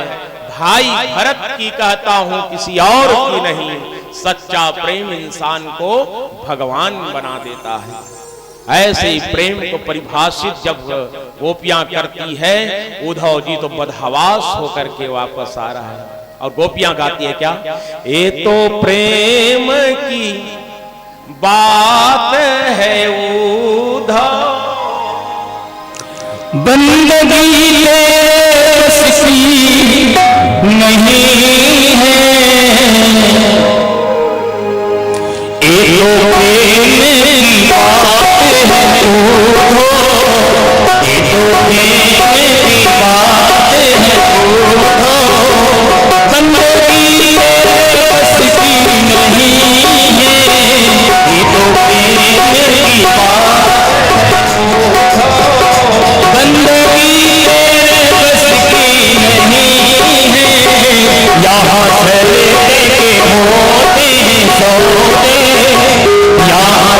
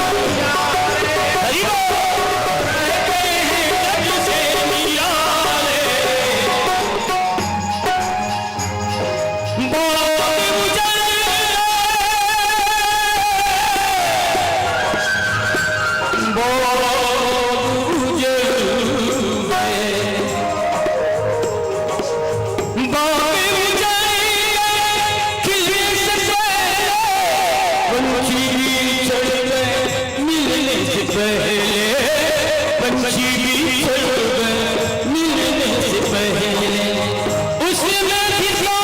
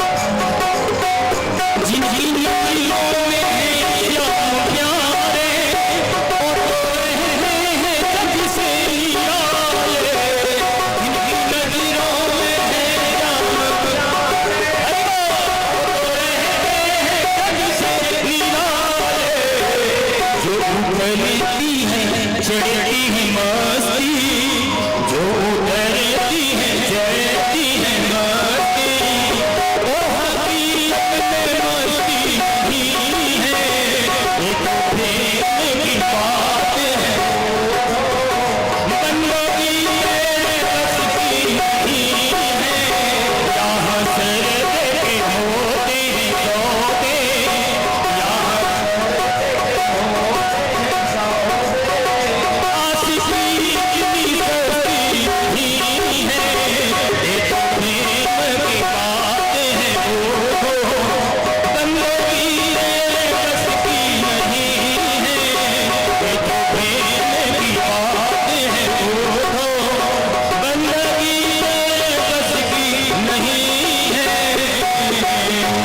जय जय श्री राम, बोले वृंदावन बिहारी लाल की। भगवान कन्हैया उद्धव जी को भेजे तो उद्धव जी प्रेम सीख करके आए। भगवान सुखदेव जी कहने लगे, कहा राजन इसके बाद भगवान की और अनन्य शादियां हुई है। बोले उन शादियों के बारे में सुनाइए भगवान।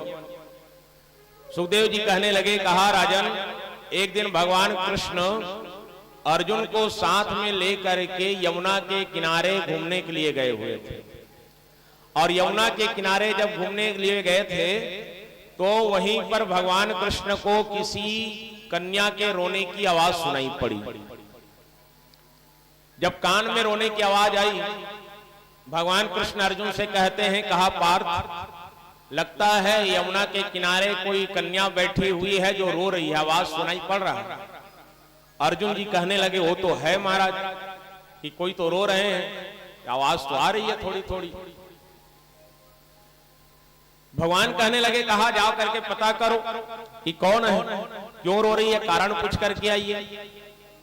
तो भगवान की आज्ञा मान करके अर्जुन जी जो हैं जहां से रोने की आवाज आ रही थी उस ओर चला, और थोड़ी दूर जाने के बाद क्या देखते हैं, एक युवती जो है बैठ करके रो रही है। अर्जुन जी जाकर के कहने लगे, कहा देवी आप कौन हैं, रोने का कारण क्या है, इस निशान निर्जन जगह पर आप बैठ करके रुदन क्यों कर रही है। तो कन्या कहती है, क्या अहम देवस्य सवितो दुहिता पतिमिच्छते विष्णुं वरेण्यं वरदं तपः परमास्थिता। वो लड़की कह रही है, कहा मेरा नाम है कालिंदी यमुना और मैं सूर्य की पुत्री हूं, मेरे पिताजी हैं सूर्य, नाम है मेरा कालिंदी, यमुना मुझको कहा जाता है। अच्छा ठीक है, लेकिन रो क्यों रहे हो? इसलिए रो रही हूं कि मैं कृष्ण को अपने पति के रूप में वरण करना चाहती हूं, कृष्ण को अपना पति बनाना चाहती हूं, इसलिए मैं रो रही हूं। अर्जुन जी कहने लगे, इसमें चिंता करने की क्या बात है, कृष्ण जी तो मेरे साथ ही आए हैं यहीं पर, मैं अभी लेकर के आता हूं। और अर्जुन जी ऐसा कह करके कहां गए, भगवान कृष्ण के पास यहाँ पर रथ पर भगवान बैठे हुए हैं और जा करके भगवान से अर्जुन जी कहने लगे, कहा प्रभु उनका नाम है कालिंदी, यमुना। अच्छा ठीक है, सूर्य की बेटी है, लेकिन रो क्यों रही है पार्थ? वो इसलिए रो रही महाराज क्योंकि वो आपको अपने पति के रूप में प्राप्त करना चाहती है। बोलो वृंदावन बिहारी लाल की जय। भगवान कहने लगे, अर्जुन तुमको तो पता है मेरी 3 शादियां हो चुकी है, अब मैं कैसे विवाह करूं? अर्जुन जी कहते हैं आपको विवाह करना पड़ेगा भगवान, क्योंकि मैं कन्या को वचन दे करके आ गया हूं कि मैं तुम्हारी शादी कृष्ण के साथ करवाऊंगा। अब भगवान कहे यदि तुमने वचन दे दिया है तो हमको तो विवाह करना पड़ेगा। चलो, जहां पर वो कन्या बैठी हुई थी भगवान को लेकर के गए और भगवान को ले जा करके वही यमुना के किनारे यज्ञ सजा करके भगवान का परिणय बंधन करा देते हैं कालिंदी के साथ। और अर्जुन जी मंत्रोच्चारण कर रहे हैं। कितनी शादी हो गई भगवान की? 4। रुक्मणी, जामवंती, सत्यभामा, कालिंदी। नाम को क्रम से याद रखना ना। एक 16,108 होने के बाद में इन 8 का नाम भी पूछूंगा बाद में। जैसे जैसे क्रम चल रहा है नाम को याद रखिए। 4 शादी हो गई भगवान की। अब 5वीं शादी भगवान की किसके साथ होती देखिए। विंद और अरविंद नाम के 2 राजा हैं, भाई हैं, दोनों राजा हैं।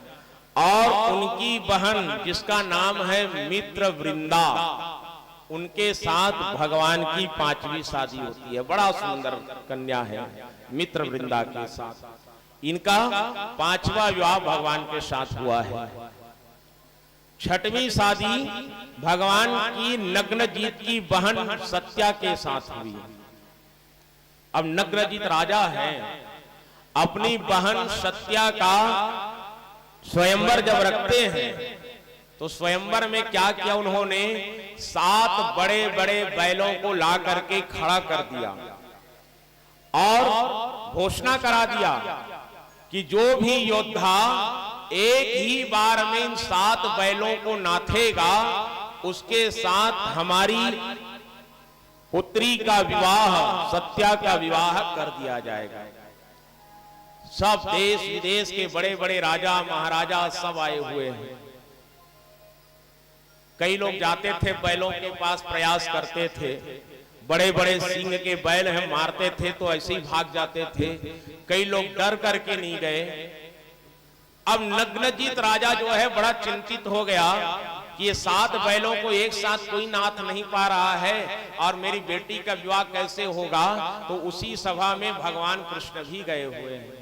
भगवान कन्हैया बीच में गए मैदान पर और अपनी माया को जैसे फैलाया, माया फैली और माया फैलने के बाद भगवान ने 6 और रूप धारण किया और 6 रूप और धारण करके कितने हो गए? 7 कृष्ण हैं, 7 बैल हैं और एक ही बार में 7 बैलों को नाथ दिया। लोगों को ऐसा लगा कि एक अकेला कृष्ण खड़ा है और 7 बैलों को नाथ रहा है। भगवान की माया कोई समझ नहीं सका और जब 7 बैल नाथ दिया गया तो नग्न जीती के साथ, जिसका नाम है सत्या, सत्या के साथ भगवान का विवाह हो गया। कितनी शादी हो गई?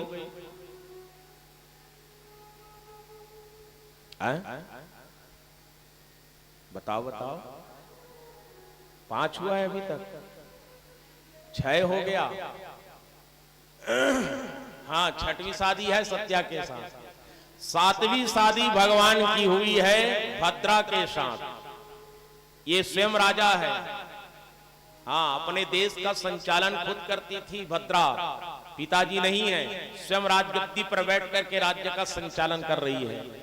और इस भद्रा के साथ भगवान ने अपना विवाह किया है। और भगवान की 8वीं शादी हुई है लक्ष्मणा के साथ।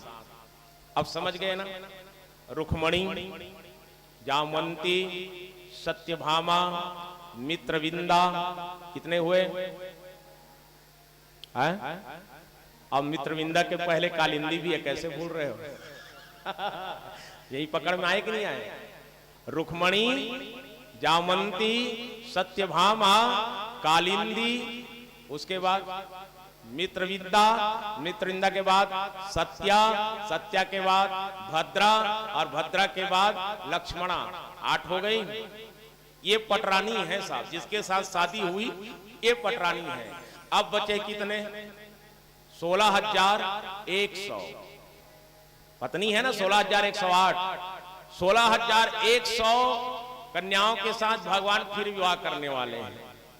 भगवान सुखदेव जी से राजा परीक्षित कहने लगे, कहा गुरुदेव ये 8 तो हो गई, लेकिन हमने सुना है भगवान की 16,108 रानियां थी, तो ये 16,100 कहां से आए जिसके साथ विवाह भगवान ने किया?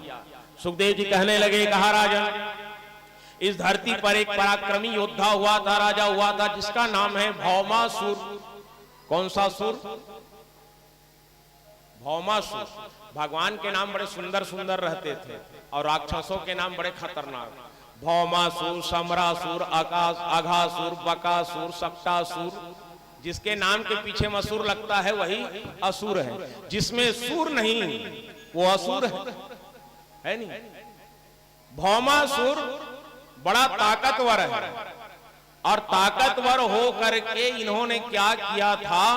देश विदेश के राजाओं की कन्याओं को अपने बंदी गृह में बंदी बना करके रखा हुआ है। 16,100 लड़कियों को बंदी बना करके रखा हुआ था और इनका संकल्प एक था कि मैं एक साथ 16,100 लड़कियों के साथ विवाह करूंगा। भौमासुर का संकल्प है और सबके साथ शादी हो जाएगी तो इनके पिताजी जो हैं मेरे साथ हो जाएंगे तो मैं विश्व का सबसे बड़ा योद्धा बन जाऊंगा, कोई मेरे को परास्त नहीं कर पाएंगे। ये भाव लेकर के भौमासुर ने 16,100 कन्याओं को बंदी बना करके रखा हुआ है। ये लड़कियां जो हैं मन में विचार करती हैं कि ये दुष्ट हमें बंदी बना करके रखा हुआ है, यहाँ से हमें स्वतंत्र कौन करेगा, हम इनके साथ विवाह करना नहीं चाहते। तो उसी समय उन्होंने क्या किया, चुपके से एक पत्र लिखा और एक ब्राह्मण को बुला करके पत्र को दे दिए। कहा महाराज हमारे ऊपर दया करना, एक निवेदन है, आप इस पत्र को लेकर के द्वारिका चले जाइए और इनको द्वारिकाधीश को दे दीजिएगा, वही हमें इस बंधन से मुक्त करा सकते हैं। ब्राह्मण देवता पत्र को लेकर के गए कहा द्वारिकाधीश के पास और द्वारिकाधीश के पास जा करके पत्र को दिया। पत्र को भगवान कृष्ण पढ़े, कहे कि हे कन्हैया हम अनेक राजाओं की पुत्रियां हैं, ये भौमासुर हमें बंदी बना करके रखा हुआ है, आप आकर के हमें यहाँ से मुक्त करें। और भगवान उन कन्याओं की पुकार को सुन करके भौमासुर के राज्य में जाकर के आक्रमण कर देता है। और जब आक्रमण किया, भौमासुर जब पराजित हो गया और पराजित होने के बाद भगवान ने इन 16,100 कन्याओं को जब बंदी गृह से मुक्त कराया और मुक्त कराने के बाद कहने लगे, कहा अरे देवियों अब तुम सब अपने अपने पिताजी के घर चले जाओ। तो कन्याएं कहती हैं, काहे द्वारिकाधीश हम इतने समय से इस दुष्ट के बंदी गृह में बंद हैं, ये हम जानते हैं कि हम पवित्र हैं, लेकिन हमारे पिताजी हमारा समाज नहीं जानता कि हम पवित्र हैं। सीता जैसी देवी के ऊपर तो कलंक लगा दिए लोगों ने। जो सीता रावण के शोक वाटिका में रहती थी और जब भी रावण को देखती थी तिनका का ओट करके देखती थी, उस सीता के ऊपर जब कलंक लगा दिया लोग, तो हम भी तो अपवित्र नहीं हुई हैं, पवित्र हैं। लेकिन हमारे पिताजी हमारे राज्य के लोगों को ये नहीं पता कि पवित्र है, वो तो सीधा हमारे ऊपर लांछन लगाएंगे कि अपवित्र होकर के आई हैं। और एक नारी के जीवन में यदि अपवित्रता का दाग जब लग जाता है, ये तो हम इतने समय से बंद हैं महाराज। आज के समाज में यदि बेटी एक रात के लिए घर से बाहर चली जाए, अपने सहेली के घर भी यदि जाती है और माता पिता को पता यदि नहीं रहा और जब वापस आती है तो पर भी बेटी के ऊपर विश्वास कम हो जाता है समाज का। बेटियां चार दीवारी तक ही फंस करके रह जाती है। बेटियों के ऊपर एकाएक कोई विश्वास नहीं करते और उनके ऊपर लांछन लगा देते हैं।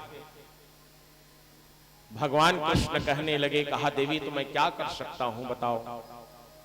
कहने लगे, कहा प्रभु हमारे पास केवल दो ही रास्ता है, एक या तो आप हमें वरण कर लीजिए या तो फिर हम अपने आप को समाप्त कर दें।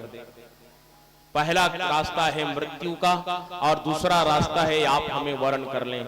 भगवान कृष्ण कहने लगे, कहा देवी देखो मेरे घर में मेरी 8 पत्नियां पहले से हैं और मैं आप लोगों के साथ विवाह कैसे कर सकता हूं।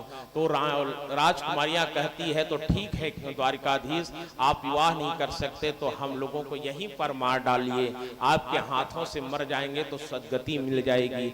अब सोचो भगवान किसी नारी की हत्या कैसे करता, किसी नारी को मारता कैसे। और भगवान कहे कि ठीक है मृत्यु आए इससे पहले हम आप सबको वरण करते हैं। और एक साथ 16,100 कन्याओं का वरण भगवान ने किया है।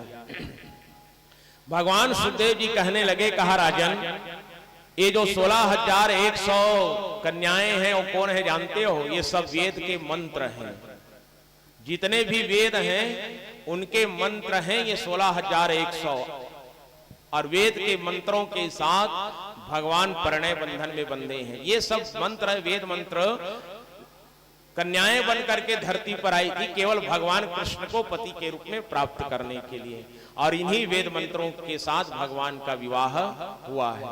समस्त कन्याओं को लेकर के भगवान अपने महल पर गए और भगवान की अब पत्नियां हो गई 16,108। और भगवान के पुत्रों की संख्या पता है कितने बेटे थे भगवान के? अब पत्नियां तो पता चल गई 16,108, बेटे कितने थे बताऊं? 1,61,080 बेटे थे भगवान के। कितने?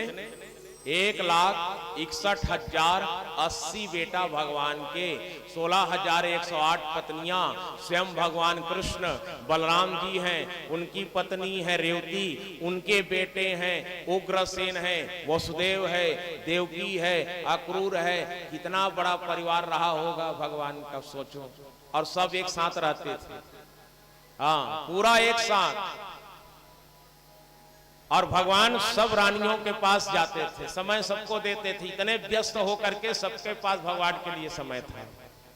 तो भगवान एक एक करके थोड़े जाते थे साहब, अपना स्वरूप ऐसा बनाता था भगवान कि सब प्राणियों के पास भगवान बैठते थे। एक दिन नारद जी भगवान की इस लीला को देखने की इच्छा करते हैं कि चलो जा करके देखूं तो भगवान की इतनी पत्नियां हैं और भगवान इनको समय कैसे देते हैं। तो नारद जी आए और नारद जी आए पहले कहाँ गया? रुक्मणी के महल में गए तो रुक्मणी के साथ भगवान बैठ करके चौसर खेल रहे हैं। नारद जी को देखे कहा नारद आओ आओ बेटा बैठो बैठो। नहीं महाराज बस आपका दर्शन हो गया मैं चलता हूं। जामंती के महल में जाकर के देखे तो भगवान शयन कर रहे हैं। सत्यभामा के महल में गए तो भगवान भोजन कर रहे हैं। मित्रविंदा के कालिंदी के महल में गए तो भगवान और कुछ कर रहे हैं। ऐसे करते करते नारद जी 16,108 रानियों के कक्ष में जाकर के देखे तो सब जगह भगवान दिखा।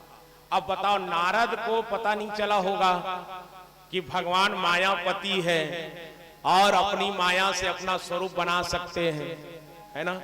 लेकिन नारद भी भगवान की इस लीला को देखना चाहते थे कि मेरे प्रभु इतने बड़े परिवार के साथ रहते कैसे थे। भगवान ने बताया, कहा भैया परिवार चाहे जितना भी बड़ा हो सामंजस्य रहना चाहिए।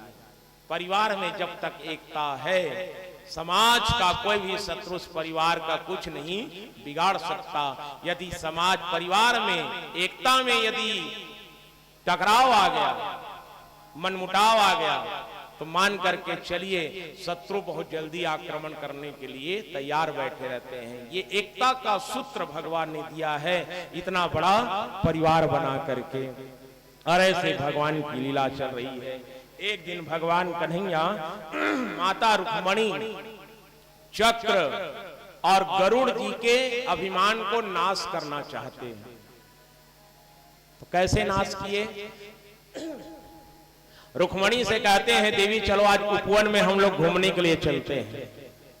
भगवान के साथ रुक्मणी जी गई और रुक्मणी जी के साथ घूम रहे थे तो चक्र सुदर्शन को भगवान ने कहा, सुदर्शन तुम दरवाजे पर पहरा देना, किसी को अंदर आने मत देना, हम रुक्मणी जी के साथ भ्रमण कर रहे हैं। बोले ठीक है महाराज। गरुड़ जी को बुलाया, गरुड़ जी इधर आइए। बोले क्या है महाराज? जा करके हमारे भक्त हनुमान को बुला करके लाओ, हम मिलना चाहते हैं हनुमान से। गरुड़ जी चला और गरुड़ जी के जाने के बाद भगवान रुक्मणी से कहते हैं, कहा देवी मेरा भक्त आने वाला है। कौन? हनुमान आने वाला है, और जैसे वो आएगा ना तो तुम सीता बन करके खड़े हो जाना। क्यों महाराज? क्योंकि हनुमान जानता है कि मैं ही राम हूं और मैं ही श्याम हूं, और हनुमान की एक आदत है, राम के साथ सीता जी हो तभी वो सीता को प्रणाम करती है। यदि आप सीता बन करके नहीं खड़ी रहोगी ना तो आपको प्रणाम करने वाला नहीं है। रुक्मणी जी कहते ऐसा हो ही नहीं सकता, हनुमान मेरे को भी जान जाएंगे कि मैं ही सीता मैं ही रुक्मणी। कहे देवी सीता बन जाना, प्रणाम नहीं करेगा ना तो मेरे को मत बोलना। कहे मैं नहीं बनूंगी सीता, वो ऐसे ही रहूंगी तब प्रणाम करेंगे। बोले ठीक है चलो परीक्षा ले लो हनुमान जी की। अब गरुड़ जी गया उड़ते उड़ते जहां पर हनुमान जी महाराज भगवान का ध्यान करते हुए बैठे हुए हैं, राम नाम का जाप चल रहा है, और हनुमान जी को जाकर के गरुड़ जी प्रणाम किए। कहा हनुमान जी को गरुड़ का प्रणाम। आंख खोल करके देखा तो गरुड़ खड़ा हुआ है। कहा प्रणाम प्रणाम। कैसे आए गरुड़ जी? कहा भगवान हनुमान जी आपको प्रभु बुलाए हैं, चलिए हमारे पीठ पर सवार हो जाइए, हम आपको लेकर के चलते हैं। हनुमान जी कहे आप आगे आगे चलिए, हम थोड़ा जाप बचा है, जाप पूरा करके आते हैं। अरे नहीं नहीं नहीं, आपको शीघ्रता के साथ बुलाए हैं, आप चलिए हम लेकर के चलेंगे। आपका शरीर अब ज्यादा ताकतवर नहीं रहा, आप कहां मेरे साथ साथ उड़ पाओगे। हनुमान जी कहे आप चलिए तो सही गरुड़ जी, हम आते हैं, थोड़ा जाप बचा है, क्योंकि जब पर वो अधूरा नहीं करते। हाँ ठीक है जल्दी आना, लेकिन ना मेरे पहुंचने के पहले पहले आप पहुंच जाना। बोले हनुमान जी कहे ठीक है आप जाओ। गरुड़ जी निकले, हनुमान जी ध्यान लगा करके बैठे, एक माला जाप और किया। जब तक गरुड़ जी आधे रास्ते पार कर चुके थे, हनुमान जी उठा, गदा को हाथ में लिया और भगवान का जयकारा किया, जय श्री राम जय श्री राम के साथ हनुमान जी उड़ा आसमान पर, और इतना तेज गति से उड़ा कि गरुड़ से कहीं आगे निकल गया। गरुड़ को पता ही नहीं चला कि हनुमान आगे निकल गए। अब पुष्प वाटिका के नजदीक गए, दरवाजे पर तो कौन घूम रहा है? सुदर्शन घूम रहा है। सुदर्शन हनुमान जी को देखे अंदर जाते, कहे ओ हनुमान जी कहां चले? कहा भैया हमको भगवान ने बुलाया है, हम भगवान का दर्शन करने जा रहे हैं। अरे भगवान ने बुलाया है ठीक है, लेकिन भगवान ने हमको आदेश दिया है कि यहाँ किसी को अंदर प्रवेश करने मत देना, हम नहीं जाने देंगे। एक गदा मारा सुदर्शन को भगवान ने, हनुमान जी ने एक गदा मारा तो सुदर्शन कहां गया पता ही नहीं चला। बोलो हनुमान जी महाराज की जय। जैसे दरवाजे को पार किए भगवान कन्हैया समझ गए मेरे हनुमान जी आ रहे हैं, मेरा भक्त आ रहा है। रुक्मणी से फिर कहे देवी अभी भी समय है, सीता बन जाओ। आहा मैं सीता नहीं बनूंगी, हनुमान को यदि प्रणाम करना है तो इसी रूप में प्रणाम करेगा। भगवान कहे मत कर, बैठे रहो। और हनुमान जी जैसे गए, हनुमान जी कैसे? अतुलित बलधाम में शैलावदेहम धनुजवन कृशानम ज्ञानी नामाग्रगण्यम सकल गुण निधानम वानरानामधीशम रघुपति प्रिय भक्तम वात जातम नमामि। हनुमान जी तो अतुलित बल के धाम है साहब। हाँ उठा बेटा उठा। हाँ और हनुमान जी की जो भक्ति करता है, हनुमान जी से एक बार किसी ने कहा प्रात लेत जो नाम हमारा ते ही न मिलई आहारा। उस दिन उनको आहार नहीं मिलता। हनुमान जी कहते हैं कि सूत उठ करके जो मेरा नाम लेता है उस दिन उस व्यक्ति को अनाज नहीं मिलता है। क्यों? क्योंकि मेरा नाम लेने से अच्छा है मेरे राम का नाम लो, सब ठीक हो जाएगा। हनुमान जी महाराज गए, भगवान कन्हैया बैठे हुए हैं, बगल में रुक्मणी जी है। हनुमान जी को देखे ना तो ठाकुर जी खड़े हो गए अपनी जगह से, क्योंकि बहुत समय के बाद भगवान और भक्त का मिलन हो रहा है। गया हनुमान जी महाराज, और हनुमान जी महाराज जा करके भगवान कृष्ण के चरणों पर गिर गया, प्रणाम किया। भगवान ने उठाया, हृदय से लगाया, और हृदय से लगा करके कहते हैं, हनुमान जी बगल में खड़ा है, उनका प्रणाम नहीं करोगे? ये तुम्हारी माता है। कहे कौन है महाराज? ये रुक्मणी है। मैं नहीं जानता कि रुक्मणी कौन है, मैं तो सीता को जानता हूँ। यदि मेरी माँ है तो कौन? केवल सीता है। मैं तो केवल श्री सीताराम जी का प्रणाम करता हूँ, ये कौन है मैं नहीं जान सकता महाराज।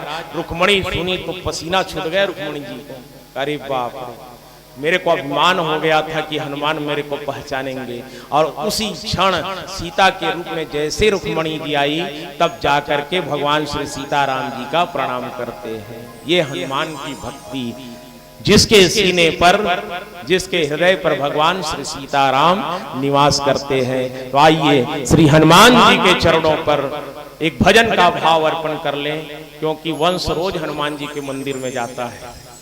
आज भी आया था मिलने के लिए, कहे महाराज जी मैं आता हूँ। मैं बोला कहाँ जा रहे हैं? हनुमान जी के मंदिर से आता हूँ, रोज जाता हूँ, तो आज भी जाऊंगा। आज थोड़ा देरी हो गई इसलिए आपसे मिला, फिर जा रहा हूँ। मैं बोला बिल्कुल जाओ, क्योंकि हनुमान जी का जो दर्शन करता है वो राम का दर्शन कर लेता है। बोलिए हनुमान जी महाराज की जय।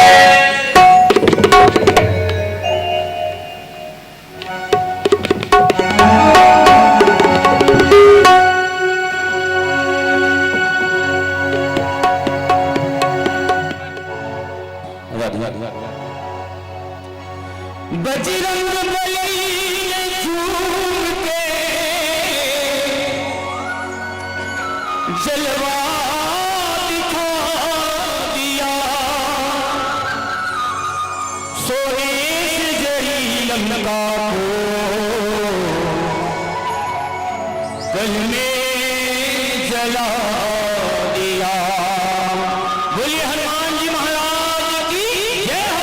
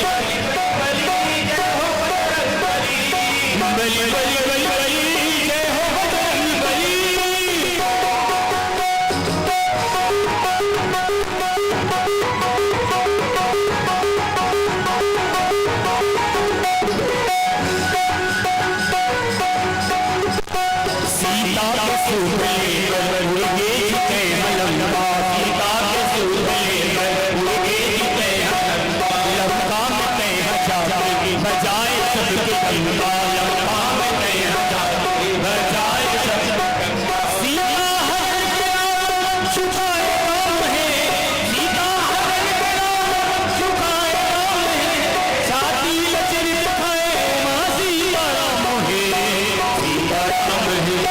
बजरंग बली गली गली मनाम है, बजरंग बली गली गली मनाम बली बली बली बली जय हो बजरंग बली, बली बली जय हो बजरंग बली, बली बली बली जय हो बजरंग बली।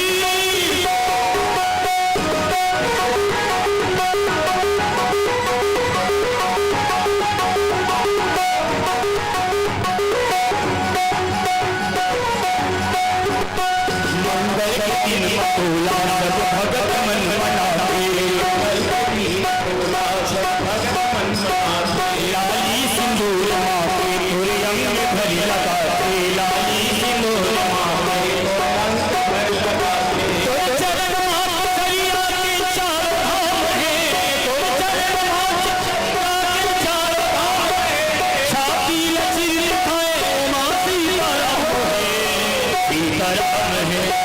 बजरंग बली गली गली मनाम है, बजरंग बली गली गली मनाम है।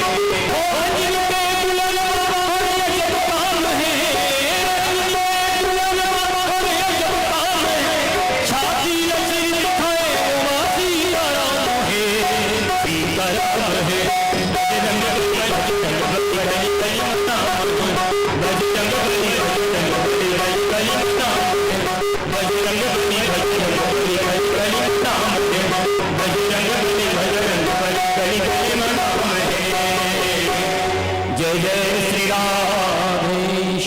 बोलिए हनुमान जी महाराज की। ऐसे हनुमान जी हैं।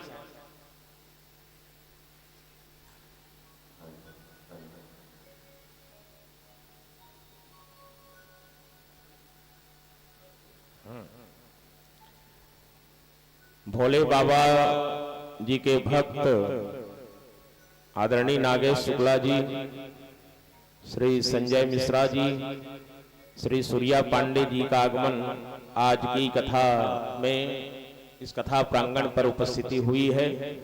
पांडे परिवार की ओर से व्यास विष्णु का बहुत बहुत अभिनंदन स्वागत करते हैं। बोलिए श्री सीताराम भगवान की जय। ऐसे भगवान सुदर्शन चक्र गरुड़ जी और रुक्मणी जी के अहंकार को दूर किया है।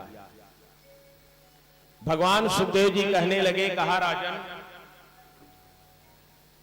प्रद्युम्न का एक बेटा है जिसका नाम है अनिरुद्ध,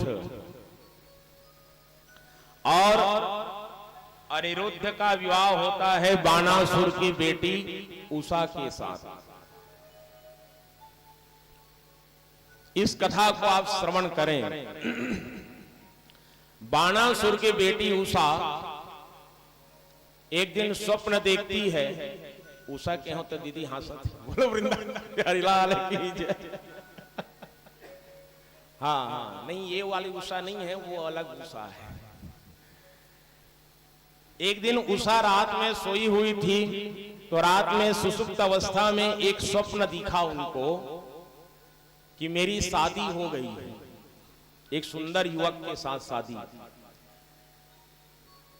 और ये स्वप्न देखती है, और जैसे ही प्रातः काल हुआ, नींद से जागी, तो नींद से जागने के बाद अपने कक्ष में अपने पति को ढूंढना प्रारंभ करती है कि मेरा पति कहां गया, मेरा पति कहां गया। पागल हो गई, और पागलों की तरह जब ढूंढ रही थी तो उसी समय उसकी एक सहेली आ गई जिसका नाम है चित्रलेखा। चित्रलेखा कहती है, क्या हो गया उषा, किसको ढूंढ रही इधर उधर। उषा कहती है, क्या बताऊं चित्रलेखा, मैं अपने पति को ढूंढ रही हूं। बोलो वृंदावन बिहारी लाल की जय। चित्रलेखा कहती है, तू बावरी हो गई है, पागल हो गई है, तेरी कब शादी हुई जो अपने पति को ढूंढ रही है। बोले रात में रात में शादी हुई, ये कैसे हुआ? बोले मैं स्वप्न में मेरी शादी हुई और बढ़िया हम लोग वार्तालाप करें, नींद खुली तो मेरे पति ही नहीं मिल रहे, उस पति को ढूंढ रही है। चित्रलेखा कहती है पागल, स्वप्न में यदि शादी हो जाए और उस पति को ढूंढेगी तो पति मिलेगा तेरे को? बोले नहीं नहीं मेरी शादी हुई है। बोले किसके साथ हुई? देखो चित्रलेखा को ना चित्र बनाने की कला आती थी, आप बताते जाते वो बना देते, जिसको स्क्रैच आर्टिस्ट कहते हैं। आज भी मुलजिमों का स्क्रैच बनवाया जाता है, लाडो भी बनाती है, एक आध दिन हमारा भी बना देना, 2 दिन और बचा वही बैठे बैठे। कहाँ भागवत में बनाया था?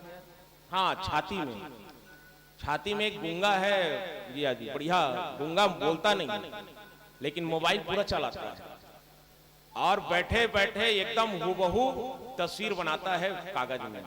मैंने देखा, रुक्मणी वाग दिन बढ़िया देखा, पगड़ी वगड़ी लगाए थे और देखा, और वहीं बैठे बैठे सेम टू सेम मेरा फोटो बना दिया। आप बैठे हो, आप बोलोगे मेरा फोटो बनाओ, तो आप जैसे बैठे वैसी फोटो बनाएगा, और ला करके मेरे दिया। महाराज जी इशारा में बताया, इसको मैं बनाया हूँ, उसको घर में रखा भी, अभी भी है वो।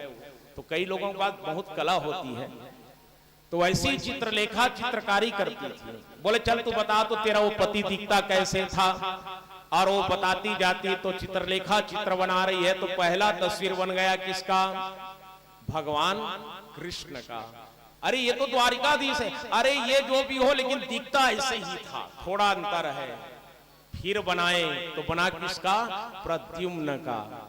हाँ बस थोड़ा अंतर और है। तो फिर से जब बताए ना, तो पूरा का पूरा अनिरुद्ध का चेहरा बन गया। बस यही मेरा पति है। बोले अरे पागल, ये द्वारिकाधीश का बेटा है, नाती है, और इसके साथ ना तेरे पिताजी की शत्रुता है, तेरी शादी कभी जिंदगी में होने वाली नहीं है। बोले जैसा भी हो, लेकिन मैं स्वप्न में इसको पति स्वीकार कर लिया है, मेरे पति को मेरे को ला करके दो। चित्रलेखा कहे मैं कहां से लाऊं? नहीं, तेरे को लाना पड़ेगा, तू मेरी अच्छी सहेली है, और मित्र का तुम संकट में मित्र ही काम आते हैं, तुमको लाना पड़ेगा। तो चित्रलेखा को आसमान में उड़ने की भी कला आती थी साहब। अब उषा जिद में अड़ गई, तो चित्रलेखा को जाना पड़ा। रात्रि के समय चित्रलेखा द्वारिका की ओर जा रही हैं, तो वहां पर नारद जी मिल गए। नारद जी कहे चित्रलेखा कहाँ जा रही हो? कहा महाराज मेरी सहेली जो है ना उषा, वो भगवान के पौत्र को अपने पति के रूप में वर्ण की है स्वप्न में, और मैं उसको ले जाने के लिए आई हूँ। नारद जी कहते हैं दरवाजे में कौन खड़ा है दिख रहे हो? पहरा कौन दे रहा है द्वारिका का? सुदर्शन जी दे रहे हैं, और सुदर्शन की नजर यदि तेरे पे पड़ी तो एक ही बार में तू साफ हो जाएगा। तो बोले अब कैसे करूं? कह देखो मैं 2 मिनट के लिए सुदर्शन को सत्संग में लगा सकता हूं, और वो 2 मिनट के अंदर में तू अंदर जा करके अनिरुद्ध को लेकर के जा सकती है, तो मैं तेरी सहायता कर सकता हूं। बोले हाँ ठीक है, 2 मिनट बहुत समय है। अब ऐसा कहके नारद जी कहे कहा सुदर्शन जी के पास, और सुदर्शन जी देखे देवर्षि नारद आ रहे हैं, प्रणाम किया।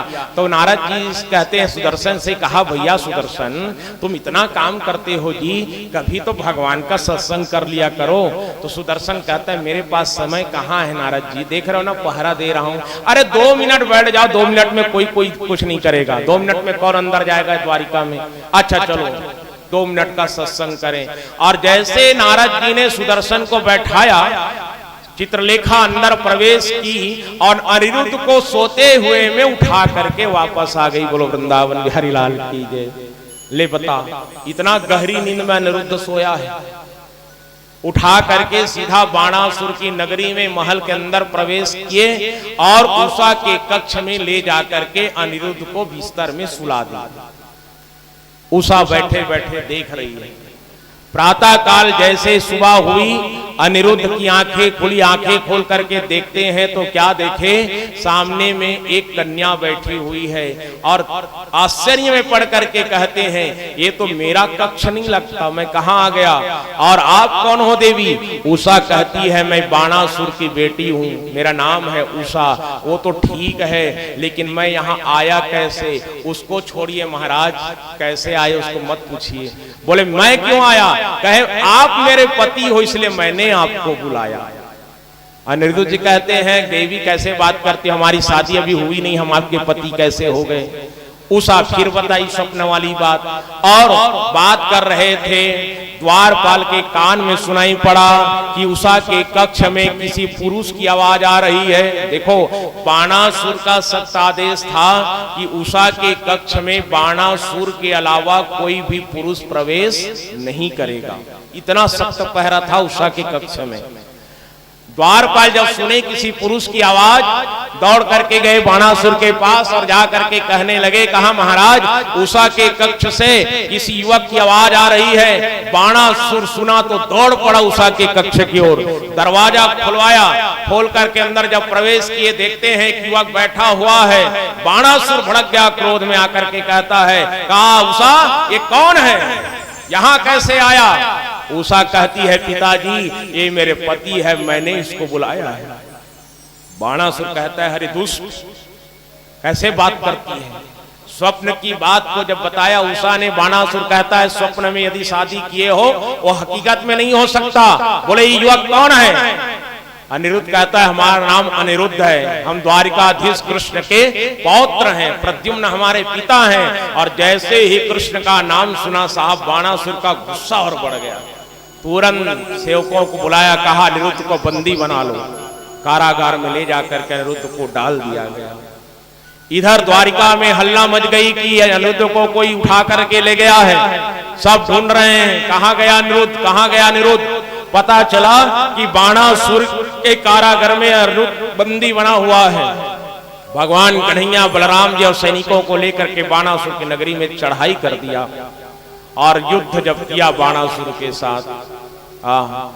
अब बाणासुर तो बड़ा शक्तिशाली है साहब। इसकी ताकत का एक कारण था इसकी पत्नी का पतिव्रता धर्म, और उसी पतिव्रता धर्म के कारण बाणासुर शक्तिशाली बना हुआ है। इतना भीषण युद्ध किया, बाणासुर पराजित हुआ तो अनिरुद्ध को कारागार से मुक्त करा करके उषा को साथ में लेकर के भगवान द्वारिका गए। भगवान कृष्ण के पौत्र अनिरुद्ध का विवाह हो गया। कभी कभी द्वारिका के महल में रहने वाले लोग भी बड़े कंफ्यूजन हो जाते थे। भगवान कृष्ण को देख करके प्रद्युम्न को अनिरुद्ध को देखते थे ना, तो पहचान नहीं पाते थे कौन कृष्ण है, कौन प्रद्युम्न है, कौन अनिरुद्ध है। तीनों एकदम एक समान दिखते थे साहब। उम्र की कोई अंतर नहीं है, क्योंकि भगवान का उम्र न तो बढ़ता है न तो घटता है, वो तो जैसे हैं वैसे ही रहते हैं। इस प्रकार से भगवान के गृहस्थ जीवन की चर्चा है। और उसके बाद भगवान सुखदेव जी कहने लगे, कहा राजन एक दिन बलराम जी अपनी पत्नी को लेकर, बलराम जी जो है माता यशोदा और नंद बाबा का दर्शन करने के लिए गोकुल जाते हैं, और गोकुल में जाकर के दर्शन किया। और दर्शन करने के बाद बलराम जी के मन में भी रास लीला करने की इच्छा व्यक्त हो जाती है, रास लीला करना चाहते हैं। तो रास लीला बलराम जी कहाँ करने वाले हैं देखिए। समस्त गोपियों को बुलाया बलराम जी ने और बुला करके कहा चलो रे, कृष्ण के साथ तुम रास लीला किए थे महाराज, आज हमारे साथ रास लीला करना है। गोपियां कहती है बलराम जी हम आपके साथ रास लीला नहीं कर सकते, क्योंकि आप तो श्रेष्ठ हैं, बड़े हैं, और बड़े के साथ रास लीला कैसे। का अच्छा, कृष्ण के साथ जब रास लीला कर सकती हो तो हमारे साथ क्यों नहीं, चलो। बाध्य हो गई गोपियां। तो रास लीला बलराम जी कहाँ करना चाहते हैं, यमुना जी के जल के अंदर रास लीला करना है। यमुना जी को कहे यमुना हमें रास्ता दो, हम गोपियों के साथ अंदर प्रवेश करना चाहते हैं और आपके जल के अंदर जाकर के रास लीला करना चाहते हैं। यमुना जी कहती है मैं रास्ता नहीं दे सकती बलभद्र जी आपको, क्योंकि जल के अंदर रास लीला कैसे करोगे।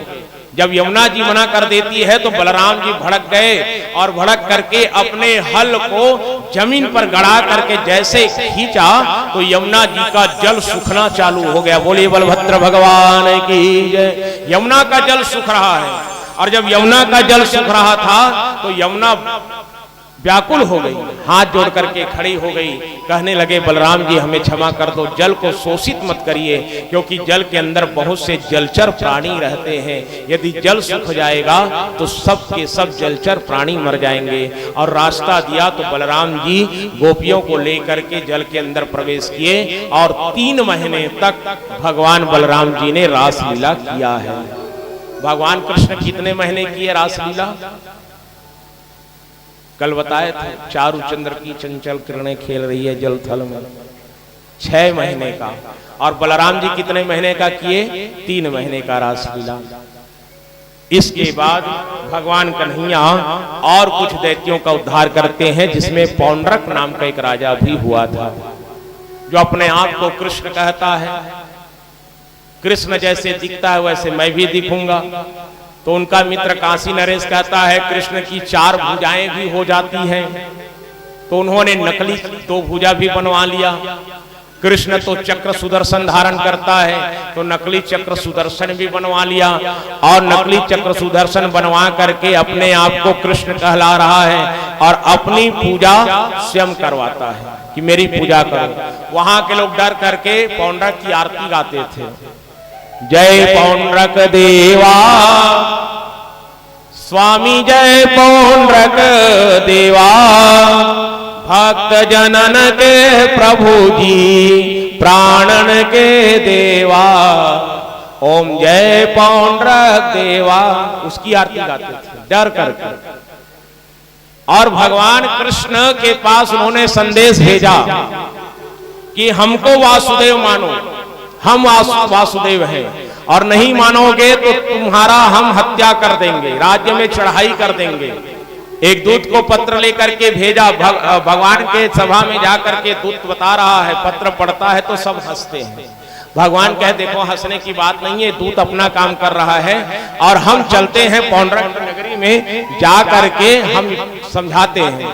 और भगवान कन्हैया सैन्य सजा करके गया पौंड्रक की नगरी में, और पौंड्रक भी आया हुआ है। पौंड्रक से कहता है पौंड्रक देखो ओरिजिनल हम वासुदेव कृष्ण हैं, लेकिन पौंड्रक नहीं माना, तो युद्ध जब हुआ तो युद्ध में पौंड्रक की हत्या हो गई, मर गया पौंड्रक। उसके काशी नरेश जो मित्र हैं उसका भी वध भगवान करते हैं।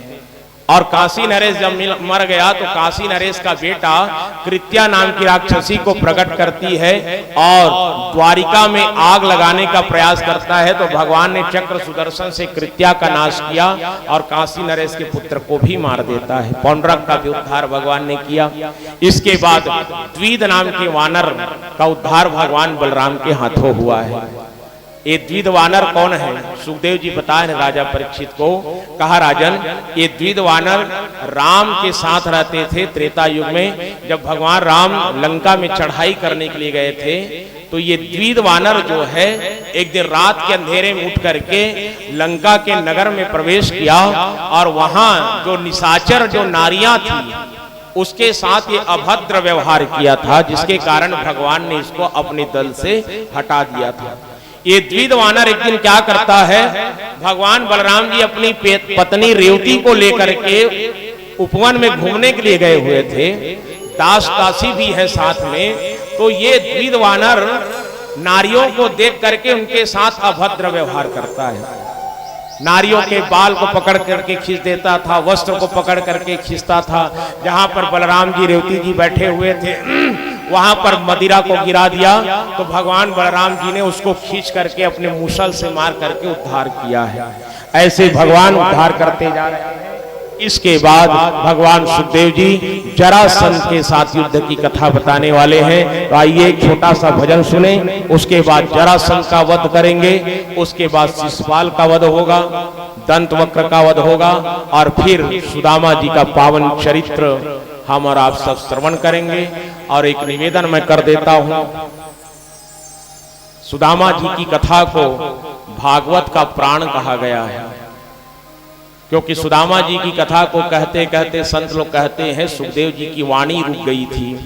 तो जब सुदामा जी की कथा चालू हो तो आप लोग बहुत ध्यान से कथा सुनना, क्योंकि पूरे भागवत का प्राण यदि किसी में बसा है तो सुदामा जी के पावन चरित्र पर बसा है।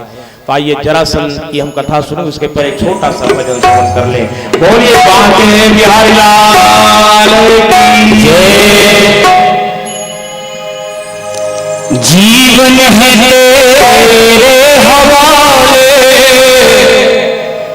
मुरलिया वाले, जीवन है तेरे हवाले मुरलिया वाले, जीवन है जीवन है तेरे हवाले मुरलिया वाले, जीवन है तेरे मुरलिया वाले, मुरलिया वाले, मुरलिया वाले, मुरलिया वाले, जीवन है तेरे हवाले मुरलिया वाले, जीवन है तेरे हवाले मुरलिया वाले।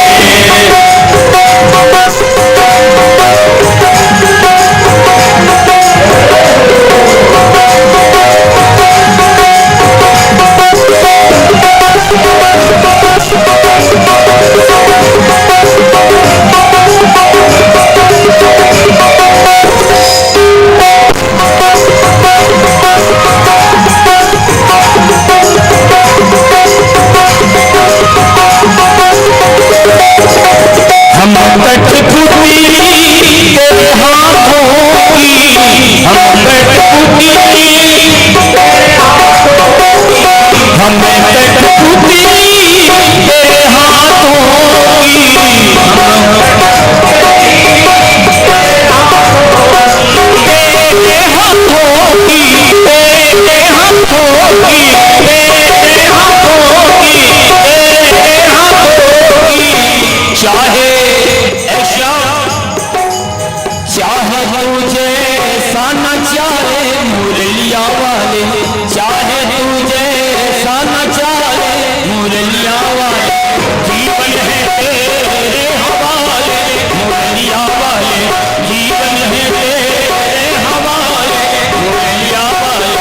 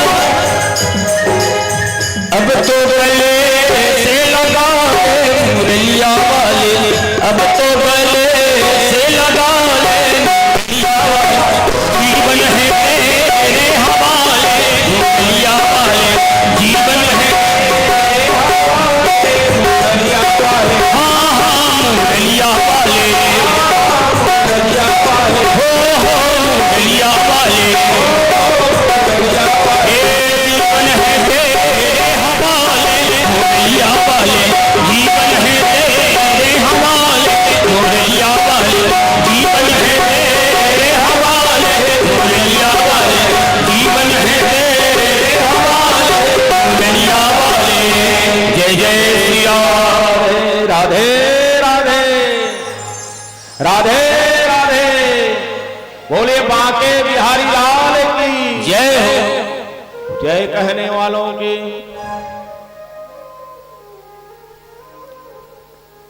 हाँ, सारवा स्टूडियो बटरेल से लाइव चल रहा है यूट्यूब में।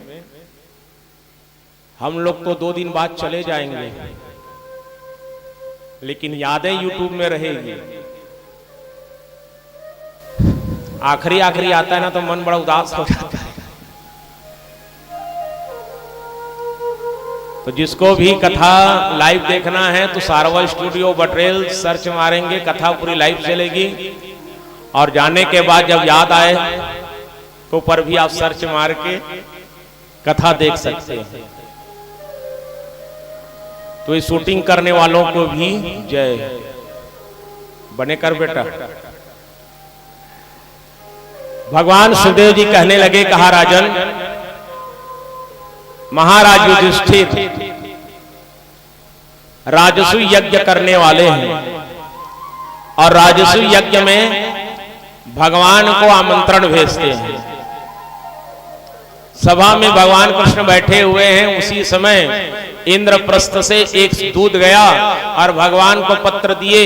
कहा गया कि हे गोविंद, हम राजसु यज्ञ करने वाले हैं और आप सब परिवार यहाँ पर पधारिए। आपके मार्गदर्शन में, आपके आशीर्वाद से राजसु यज्ञ पूर्ण होगा। भगवान बैठे हुए थे, विचार कर रहे थे। उसी समय एक और दूत पहुंच गया। बोले कहां से? मगध नरेश जरासंध की नगरी से आया हुआ था। उसके हाथ में भी एक पत्र है। वो पत्र कौन लिखा? जिन राजाओं को जरासंध अपने बंदी गृह में बंदी बना करके रखा हुआ है, वे राजा भगवान कृष्ण के पास पत्र भेजे थे कि हे गोविंद, आप हमें जरासंध के बंदी गृह से मुक्ति कराएं, हमें आपकी सहायता चाहिए। अब भगवान कृष्ण के पास 2 पत्र हैं, एक युधिष्ठिर जी का और एक राजाओं का। दुविधा की स्थिति है, पहले जाए कहां? तो उद्धव जो बैठा हुआ है वो कहता है, महाराज मेरे विचार से आपको पहले इंद्रप्रस्थ जाना चाहिए, युधिष्ठिर के राजसु यज्ञ में। वहां जाएंगे तो फायदा पांडवों को होगा। बोले कैसे? राजसु यज्ञ का नियम यह होता है, राजसु यज्ञ पूर्ण तब होता है जब चारों दिशाओं के राजाओं को जीत लिया जाता है। पांडव राजसु यज्ञ कर रहे हैं तो उनको चारों दिशाओं की राजाओं को जीतना पड़ेगा। मगध जो है दक्षिण दिशा में, और दक्षिण दिशा के जितने राजा हैं वे सब आज जरासंध के बंदी बनकर के बैठे हुए हैं। यदि जरासंध को पराजित कर लिया जाएगा, बाकी राजाओं को मुक्त किया जाएगा, तो जितने राजा बंदी गृह में हैं सबके सब पांडवों की अधीनता स्वीकार कर लेंगे। ज्यादा मेहनत करने की जरूरत नहीं पड़ेगी। भगवान कहे तो बढ़िया विचार है भाई। और भगवान कृष्ण सीधा कहां गए? इंद्रप्रस्थ में। और इंद्रप्रस्थ में जाकर के अर्जुन ने उनका बढ़िया स्वागत किया, सत्कार किया। और स्वागत सत्कार करने के बाद बैठे हुए थे तो भगवान कृष्ण ने कहा, भैया युधिष्ठिर, राजसु यज्ञ आप करने वाले हैं तो ठीक है, लेकिन राजाओं को जीतना पड़ेगा, तो दिशाओं में अपने भाइयों को भेजिए, अलग अलग दिशा में। युधिष्ठिर जी को कहे, आप एक काम करो, आप पूर्व दिशा में जाइए और पूर्व दिशा के जितने राजा हैं उसको आप जीतें। नकुल को कह दिया तुम पश्चिम दिशा में जाओगे, और सहदेव को कह दिया तुम उत्तर दिशा में जाओगे। अब बच गया कौन? भीम और अर्जुन, भगवान कृष्ण। भीम कहता है मैं कौन से दिशा में जाऊंगा? भगवान कन्हैया कहे आप मेरे साथ दक्षिण दिशा में चलेंगे। दक्षिण दिशा में कौन? मगध नरेश जरासंध, उनको जीतना है। भगवान की बात को सुने ना तो भीम कहता है मैं तुम्हारे साथ नहीं जाऊंगा भैया, तुम्हारे साथ जाना मतलब बेकार है, तुम गड़बड़ काम करते हो और गड़बड़ करके खुद तो भाग बच जाते हो, दूसरे को फंसा देते हो, इसलिए मैं नहीं जाऊंगा। भगवान कन्हैया कहने लगे, कहा देखो भैया भीम, जब तक आप नहीं जाओगे जरासंध को विजय किया नहीं जा सकता, और जरासंध पर विजय प्राप्त करेंगे तो इससे फायदा हमको ही होना है। बोले कैसे? क्योंकि उनके बंदी गृह में जो राजा हैं उनको जब स्वतंत्र कराएंगे ना तो राजा हमारी अधीनता स्वीकार कर लेंगे। बोले युधिष्ठिर जी कहे, भीम भगवान ठीक कह रहे हैं, अर्जुन और भीम दोनों भगवान कृष्ण के साथ जाओगे।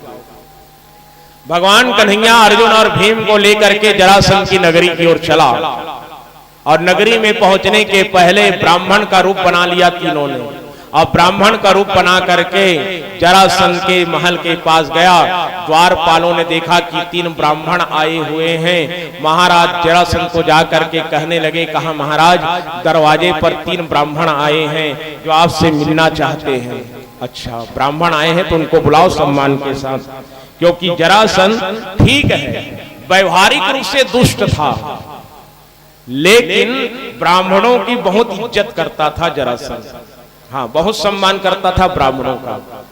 कहा सम्मान के साथ लेकर के आइए ब्राह्मणों को। और तीनों ब्राह्मण बने हुए भगवान कृष्ण, अर्जुन और भीम जब प्रवेश किए तो तीनों को ब्राह्मण समझ करके जरासंध ने प्रणाम किया। आज अनजान अवस्था में शत्रु को प्रणाम कर रहा है, और जब प्रणाम किया तो भगवान ने आशीर्वाद भी दे दिया। बोले मांगिए महाराज क्या चाहिए आप लोगों को, आप याचना लेकर के आए हैं ना। जरासंध के यहां से कोई खाली हाथ वापस नहीं जाता, आप लोग मांगिए आपको क्या चाहिए। तो भगवान कहते हैं कि हे राजन, हमें धन संपत्ति इत्यादि नहीं चाहिए। हम धन संपत्ति लेकर के क्या करेंगे, हम तो ठहरे ब्राह्मण आदमी। अब ब्राह्मण धन संपत्ति राजपाट हाथी घोड़े हीरे मोती जवाहरात उसके कुछ काम के नहीं है, क्या करेंगे वो। अच्छा क्या चाहिए?